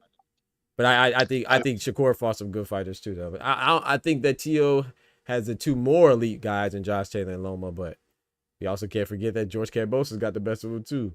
But Shakur beating Zepeda was good. Valdez was good. I like Jamel Herring, but they're not as big as Taylor and Loma, though. I got to say that. I agree with that. You know, whoever started this is all boxing wordplay. Yeah, you ain't fighting nobody. It was you ain't fighting nobody first. It was you ain't fighting nobody. Nobody on your resume. That was the beginning. Then it was just fighting nobody. And then Canelo said you ain't fighting no elite fighter. Now he got to be elite fighter. So I mean, how many elite fighters are there? You want payday? You want payday? I know what you want. I know what you want, man. Bro, how y'all don't like him? Come on, man. Shout out to Thomas, man. Oh, so how you don't like Cinnamon, bro? Come on, dog. Hey, Cinnamon too smooth with it, man. No, listen. He too smooth with it, man. You want payday? You want payday? You know what I like about Cinnamon? You know what I like about Cinnamon? No, I'm gonna tell you about Cinnamon what I like. Cinnamon a fly motherfucker though. He be putting it Come on, on, I ain't gonna hold you. Come on, bro. Come on, man. My boy fly, man. He fly shit. He fly, bro. He Come on, man. That's what he play his part. I like him in the ring. But the way he fight, I ain't hating on the way he fight. Right. But you know, I like more about Cinnamon outside ring. Because he be putting it on. I ain't gonna hold you. He be putting it on. Yeah, that motherfucker be having the glasses on. He be acting like he can't talk English. He can talk English. He be playing like a motherfucker. Just enough where you get the picture, though, right? For sure. Right. There ain't gonna be no misunderstandings with me when it comes to me talking to you in your native tongue. But let me say this. My man said, hey, you smell good, Canelo. What's that? He looked at him strange. He said, hey, it's Arabian. My man Canelo was funny. He was like, is that Baccarat? He said, no, it's Arabian. But yeah, man, I love me some Pacquiao, bro. But yeah, you know, Pacquiao. I just can't see it, man. Like I really believe, because in boxing, I don't think there's ever been somebody, and I don't know, maybe before my time, but there's never been somebody more hated than Floyd Mayweather. And Mayweather capitalized on that stuff, but he was hated. Yep. So they was looking for. Go ahead. No, go ahead. No, I was just gonna say they'd be looking for anyone, everyone who they thought could beat him, and they was gonna push him. I agree with that. Somebody more hated. Who that? Ali. He got a different type of hate. Ali. Yeah, Ali. Yeah, I knew he was going there. That's what I was thinking too. The first person popped in my mind. Well, yeah, Ali, but you know, Ali's love far exceeded. They didn't love him until that boy retired. When you sit there and look back at the news articles, this is black publication. People that look like him saying this stuff about him. Yep. Why is he trying to go over there and be with the Muslims? Yeah. So they ain't understanding at that time. You're right about that, Bodega. My bad. But you remember that was the beginning of that time. People weren't educated. Yeah, about that. But I want to add on to what Thomas has said. I do think what Thomas is, as far as like, if you could isolate it to just strictly boxing, I would have to agree with Thomas, man. I feel like as far as just boxing and not factoring in like the social aspect and stuff like that, I feel like off of boxing, man, I don't really know anybody more hated than Floyd, man. Now, like, what I say about that, I don't put Floyd in that category about being the most hated. Me personally, because that was Floyd's plan. That wasn't like people just didn't like him because whatever. Floyd did that on purpose. He did that on purpose. You got to remember what him at 50 was doing. They did that. He turned people because he already knew that, you know, I told you what, at the time when him was 50, if you look back at it, you look back at the interviews, look back at, this is why he was showing the money. He wanted y'all to hate me because he knew that I was the great. This was part of him at 50. They had interviews about this. This is part of listen to 50 interview at the time when they was cool. Swear to God. It's part of the interview. He said, I agree with that he embraced him. said this was the but I plan. think 'Cause he remember, embraced it though, like what Thomas is saying. I think he embraced it and used it to his advantage. I don't think that like he wasn't always, you know what I'm saying, that was a Money Mayweather persona. You know, he was mostly a humble guy, you know what I'm saying, as far as Pretty Boy Floyd and earlier on. You know, I think he wanted to be liked, but I think when he said, like, it was like you said with the 50 and all this other stuff before that, I think it was part of his marketing plan where he's like, okay, bet, you know, I'm a hey, if you don't like me, you still talking about me. What did he say? Something about whether you watch to see me win or watch to see me lose, you still watching. So yeah. Now this remember at that time. This is like you said. Floyd got 3. It's 3 Floyds. Remember the Pretty Boy, yep. the Money Mayweather. What was it? Money Mayweather in the TVE, right? The best ever. Okay, the best ever. Yep. Yeah. You know, so now what I'm saying is that he had these different personalities. Like you said, he was smooth in the beginning. You know, all the boxers are smooth. At a point, they wasn't giving Floyd the recognition that Floyd thought that he should get. Right. Because Floyd, and so Floyd started. That's why he started doing that to Larry Merchant and all that. Because no matter what he was doing, remember they was talking down, talking about his outside and all that. Remember they was doing all that to Floyd. They created to Floyd. Said, you know what? This is what I think. You know, I ain't gonna do what everybody else do. I ain't gonna sit here and get emotional with you. I'm gonna embrace this, and I'm gonna show you something. He got with 50. Yep. You know, 50 is the best troller. You gotta think about this. This is for real. This is why I believe Floyd controls so good now, because 50 was his partner. Facts. You saw Floyd troll Roy. You saw he do. Look at Floyd. Look how 50 how he trolled with the back turn. That was a killer. I give Floyd his props for that one. No, I give him his props for that one. That was a cold one there because that silence killed him. That was cold. I just let the TV tell it. I ain't got to say a word. But that was cold in me. But it shows you these people's character, and I'm like, okay, I peeped that. But that's what I just believe that. I swear to God, I believe that Floyd is slick, and he, like you said, he embraced it. So now Muhammad Ali. See, he was just hated for a whole other reason. Yeah, that was a great. Yeah, I think he was hated more. Shout out to Ty. I think that was a great point. A whole other reason because the time was available to hate. So the time he had a whole different type of hate. Yeah, they hated Floyd for money. You know what I mean? They just hated Ali while he was, you know, Ali. But that was a whole different time. His beliefs system and stuff like that. They didn't like Floyd because Floyd. Why he was hated? Go ahead, Ty. Yeah, go ahead. That wasn't the only reason why he was hated. It was the persona he had. He wasn't just putting on a show to be braggadocious. That's how he really act. Right. That's a good point. That's a good point too. No, that is an excellent point. Hated him until they got to sit down. They probably had a meal and then they became friends. But before that, remember, it's been several fighters that took attempts at him outside of the ring. That's true. Maybe he told Will Smith. Will Smith was like, "Did I do a good job?" And Ali said, "Yeah, but you ain't pretty enough. You ain't pretty enough to play me." That's just funny, man. Shout out to rest in peace, Ali, man. The greatest right here, man. Shout out to Ali, man. He said, "Yeah, but you ain't pretty enough, man. You ain't pretty enough to play me." He was high on his looks. So that's one thing he always said. I'm a handsome guy, man. You know, that was pulling ladies galore, man. But I'm gonna say this also. He also took stands against the system. Facts, Thomas. So when you go against the system, they'll find a way to work it against you. And you know, you take that and couple it with, like you said, him doing so many other things. Yeah, I didn't even think about that. I should have said that before. But I'm gonna say this, man. With regards to Mayweather, Mayweather was like Doc said, he was humble, man. He was just there to box. And, you know, he wasn't getting the award and the just due. And then when he would do his best and he would make it look easy, he had people casting shade. How many people did Larry Merchant go at like he went at Floyd, right? Yeah. Come on now. You know what I'm saying? It just got to a point where he was like, F it. Like Choir Boy said, that's what you want me to be? That's what you think? I bet I'm gonna be that then. Right. Hung the phone up on their ass, and then he was Money May, and Money May don't play. That's 100%. Bro, T.O. Wallen, bro. T.O. just said he gonna F Shakur, and he said, and then Shakur said, "Bro, what are you talking about?" And he's like, "Bro, I'm gonna F you hard." And then Shakur talking about, "Bro, what do I say to that?" I was like, "Bro, this man T.O. Wallen, bro." Every time they talk, Shakur got a sheet. I remember T.O. called him Sugar. He said, "Yo, no, don't do that, Sugar. I ain't no Sugar." Yeah. He said, "Yo, I thought they call you Sugar." He said, "Nah, they don't call me Sugar." Well, you thought that was stupid. You ever somebody call me Sugar? Nah, he be thinking he funny when he think say he's stuff. Funny, bro. He be thinking he's funny. Yeah.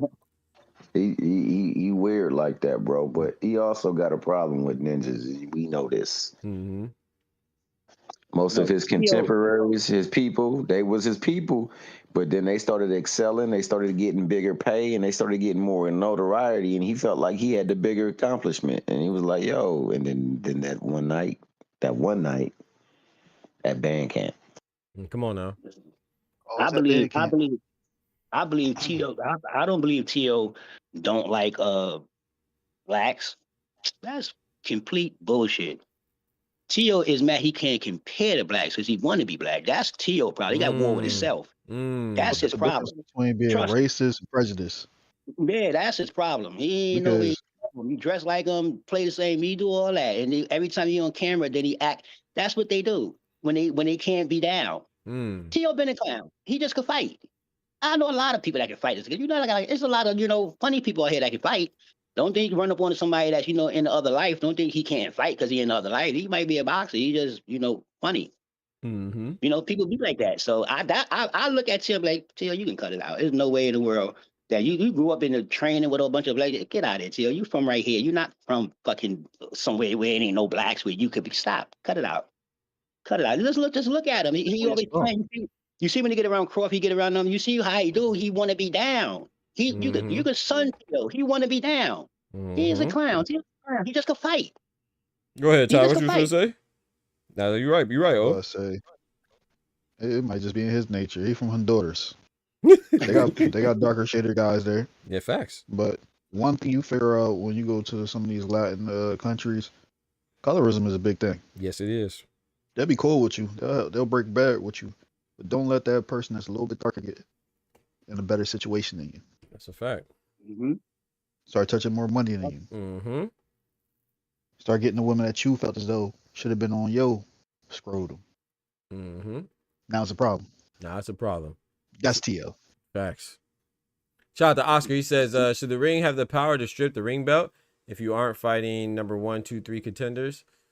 I mean, I think it's their belt, but I don't know.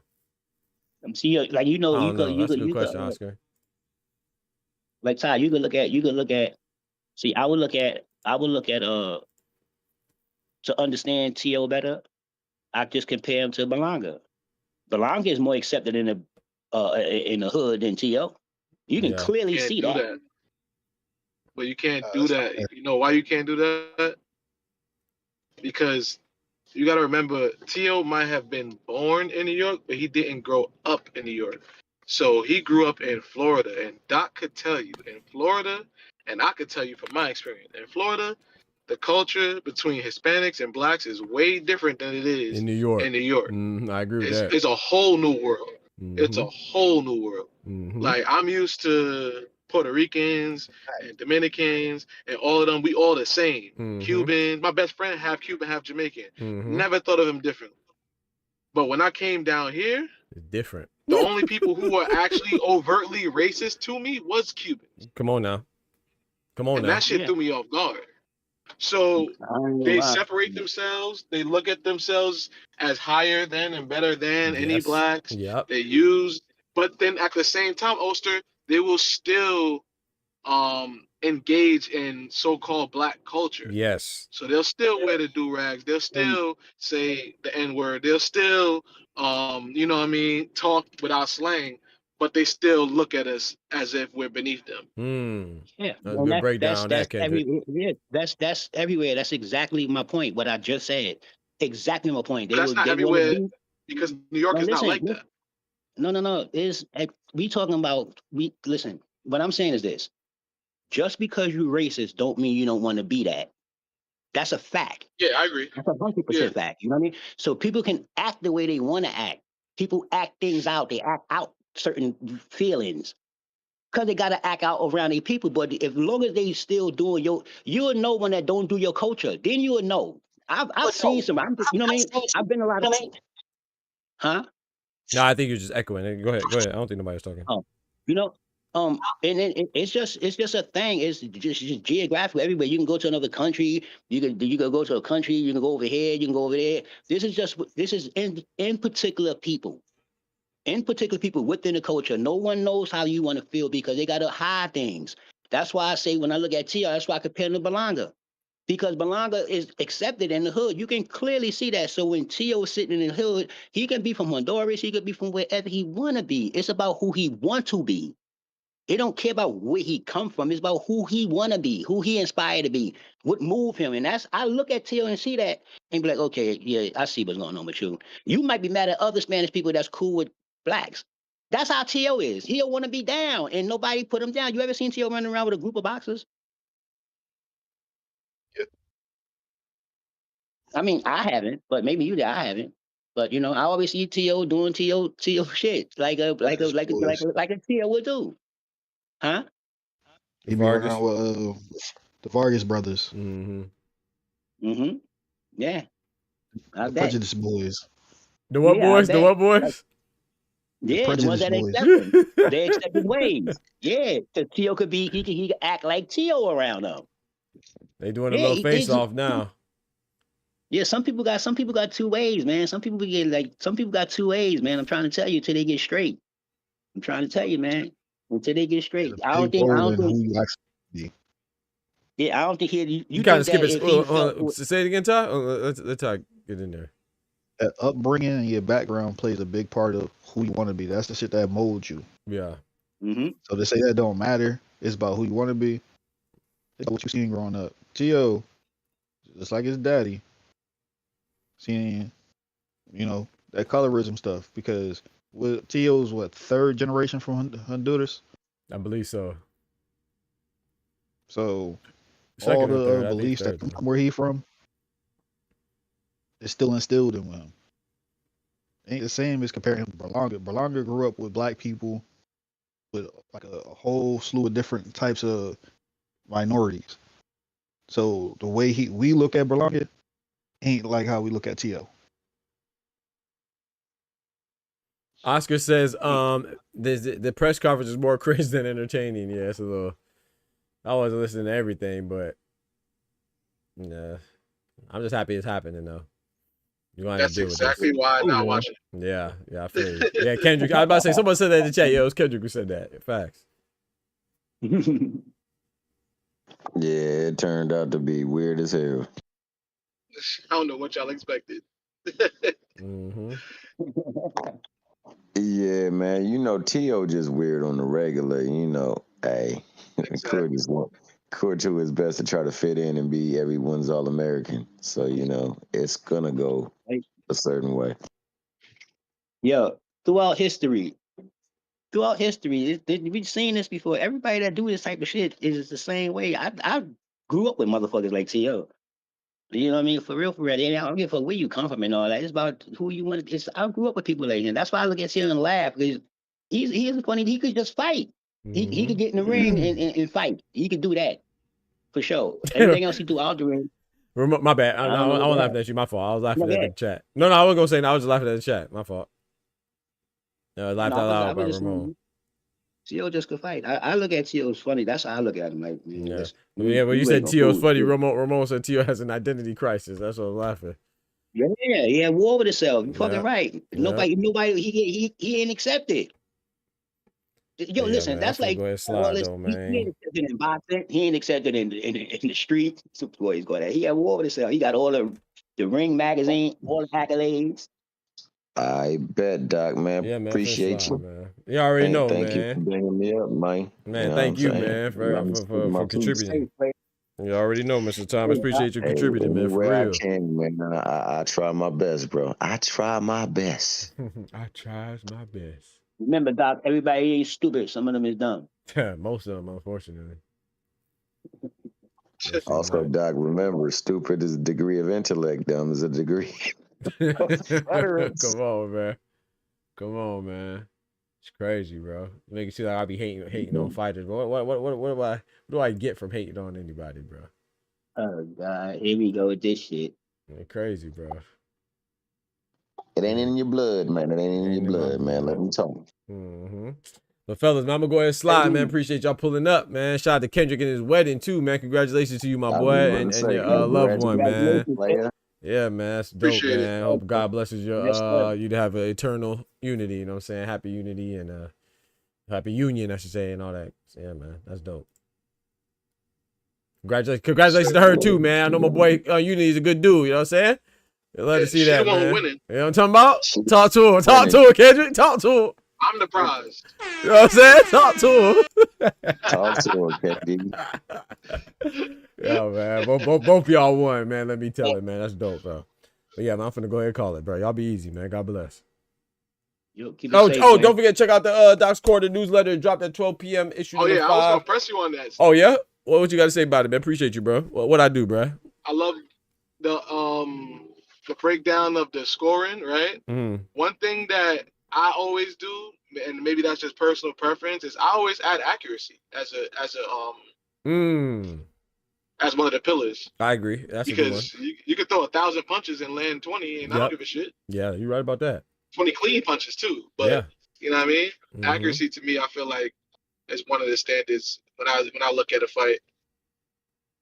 No, I like that. Yeah, accuracy is good as well. I just don't like about that though. I mean, not about that. I'm with you on that.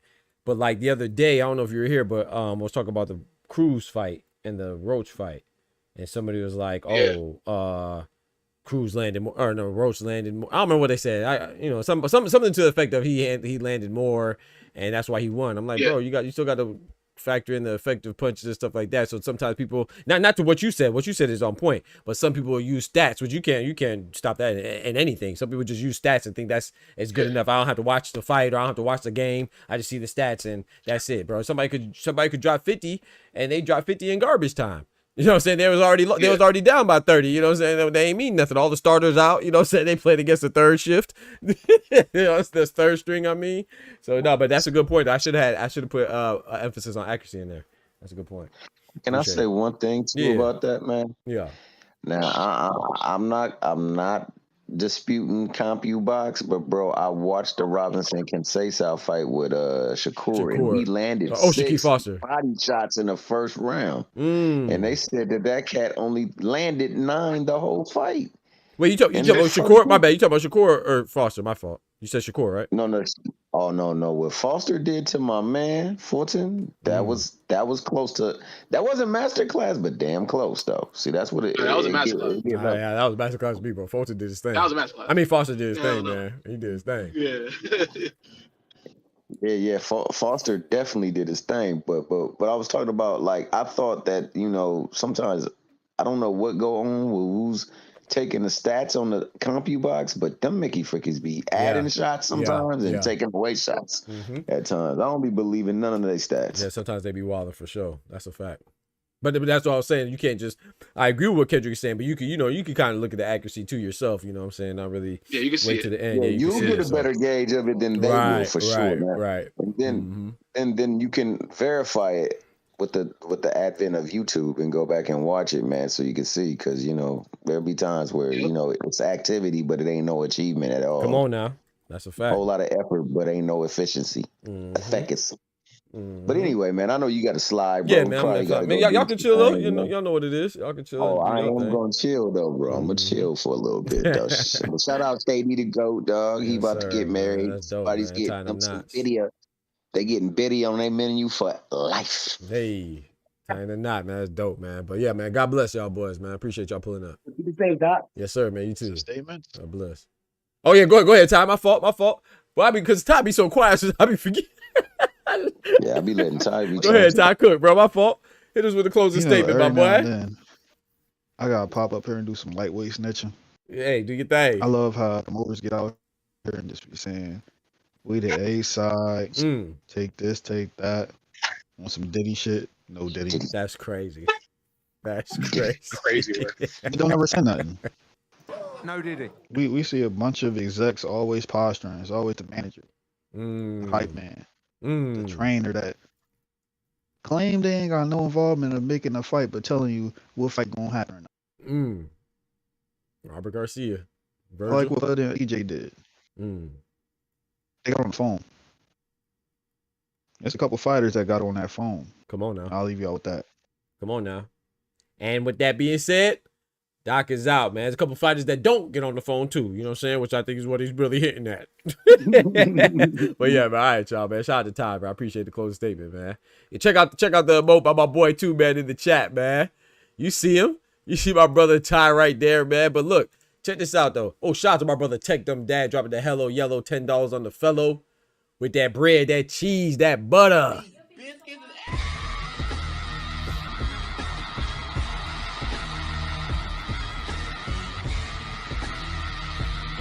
Thank you so much for the biscuits, man. Shout out to my brother Tech Dumb Dad. He said, thunder up. Oh, Lord. Boomer sooner. Oh, Lord. God bless Doc. Hey, God bless you too. DBT fam, God bless you too, man. Merry Christmas. Merry Christmas to you too, my brother. I see your Thunder doing their thing, man. They about to take the cup, bro. They seem like they about to take the in-season tournament, man. Shout out to the Thunder, bro. I know you happy about that, man. Shay Gilgis out, Shay Butter. Gosh dang J-Dub out there. You know. What's my boy? Holmgren, you know. So shout out to you, bro. I know you're excited about that. Good news out there, Oklahoma. You feel me? But yeah, man, check out the newsletter once again, man. Doc's Corner, you would not be disappointed. Shout out to my brother Kendrick for bringing it up. That's why I do it, man, so we could talk about it, man. We could talk about it. If you really like real boxing talk, not the generic, toxic, fanboy, groupie bull crap that you see on Twitter and all these other conversations across YouTube and other social media platforms. You want real boxing talk, man, from an authentic, pure standpoint, check out the newsletter, man. I can cook and chop things up better than I can on in there than I can on YouTube. You know what I'm saying? Written by yours truly, once a week, every Wednesday at 12 p.m. Eastern Standard Time. It is free. The link's in the chat. You know what I'm saying? You just never know how we gonna keep on going and growing, man. The hardest working man on YouTube is your boy right now, at least in the boxing community for sure. You know what I'm saying? We dropping videos like crazy. We dropped 2 videos this morning, went live already, you know what I'm saying, before 10:30. That's why we were a little late, because I was doing another video, and the second video took me a little longer than I anticipated, man. So I was a little 15 minutes late today at 10:45. We usually be on at 10:30 on Wednesdays, Eastern Standard Time, AM. 10:30 a.m. on Wednesdays, Eastern Standard Time, and then Monday and Friday, 7 p.m. Eastern Standard Time. You know what I'm saying? We have the new emote, man. This is the first live show with the new emote for Terrence Bud Crawford, man. Terrence Bud beat Canelo, so he's on there. But you know, we have, hey, you know what I'm saying? Check out these, man. What the young folks call them, face cards? We got some dope face cards in here. I hate that, y'all, face cards. The heck is my face? But anyway, we got Floyd, we got Clarissa, we got Manny, we got Canelo, aka Cinnamon, we got Ty, we got Doc, we got Trio Beal, we got Budrick. You know what I'm saying? We have some other emotes in there like the No Diddy, the Fake News, the Biscuits, the Javante Tank Davis, the Gypsy King of Obesity right there, Tyson Fury. We got some dope emotes, man, if I do say so myself. So how to acquire those emotes? Become a member. All it takes is $3 a month to become a member, man. Get your boxing talk in with your membership and all that good stuff and bonds, you know what I'm saying? Starting at $3 a month, come in at the graduate level, the Boxing Talk graduate level, and just hold it down for us, man. You know, shout out to everybody that contributes to the emotes, you know what I'm saying? Contributes to the channel, because the more members we have, the more emotes that YouTube gives us that we unlock. So far, I think we have, 13? We're looking to unlock another one soon. Good Lord willing, as we keep going and growing. So I appreciate y'all for letting us unlock the 13 that we have so far. Well, hey, I'm looking to get 13,000, you know what I'm saying? Because that's how much we finna grow, chat. Good Lord willing, man. So thank y'all for rocking. Be on the lookout for the Boxing Talk Family End of the Year Boxing Awards as well. I wanted to hold out until the Nia Inoue card, because you never know what could happen, right? But the only one that could really get impacted as far as the awards go is if Nia Inoue loses and he can get upset of the year. But right now, I think that there's nothing really to gain in that card. So I wanted to wait till that one to do it, but that's kind of late in the year. But we'll see. We'll see. But you never know, because if Junto Nakatani loses to the undefeated Sebastian Hernandez, that could be upset of the year too. And if Nia Inoue loses to the undefeated Alan David Picasso Romero, that could be upset of the year too. You know, so but that's really it on that card. I know Kenshiro Taraji is also fighting Wilibardo Garcia, but I don't really think that'll be up for one of the awards. So I don't know. We'll see. We'll see how it goes, man. But yeah, that card's pretty good. It's a lot of it is Japan versus Mexico. So you have Japan, Nia Inoue versus Mexico, David Allen Picasso Ramiro. You have Japan's Junto Nakatani versus Mexico's Sebastian Hernandez. You have Japan's Kenshiro Taraji, aka the Amazing Boy, versus Mexico's Wilibardo. Wait, is Wilibardo Garcia from Mexico? He's a IBF champion. Is he from I don't know if he's from Mexico. I think he is. I believe so. Yeah, he's Mexican. Okay, yeah, I ain't tripping. Yeah, he's Mexican as well. So yeah, so the majority of the card is Japan versus Mexico. You know, that's how it was originally kicked. And Kenshiro Teraji will be moving up to challenge Garcia for his 115-pound title, which he has for the IBF. So there's another fight. Oh, Jazza Dickens. Lamont Roach was a WBA champion at 130, but once he stepped in the ring against Isaac Pitbull Cruz for his 140-pound interim belt, remember the WBA stripped him and President Gilberto Mendoza. So the UK has another title holder right now, Jazza Dickens, for the time being, because he has a fight coming up on that same weekend, and he's fighting Hayato Tsutsumi. So his reign as a champion might be short-lived. You feel me? Because I think Hayato Tsutsumi, who's a ring ambassador, right? Reito Tsusumi's older brother, I believe. Yeah, I think he's older. That's going to be a tough fight, man. So, but yeah, man, I'm about to go ahead and call it. I appreciate y'all rocking as always. Shout out to my brother Clone. He says, I got Plant loser for upset of the year on the simple fact that we started calling him Billy Plant since he now acts like Bill Nye, the science guy.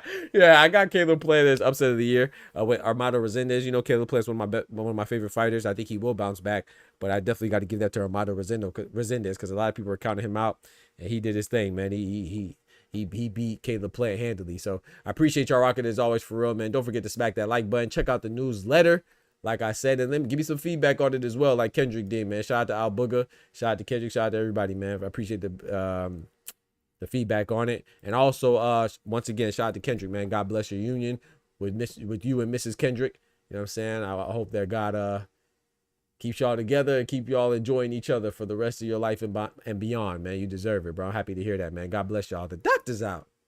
Oh, wait. Don't forget to smack that like button. But most importantly, remember, with God, we can do anything. Without God, we're nothing. The doctor's out. Peace. From the hood to college, both worlds they had to meet. 6 degrees between us, so cold, we're about to freeze. But we're Florida boys, hot takes, we bring the heat. We're moving the culture, the engineers to the streets.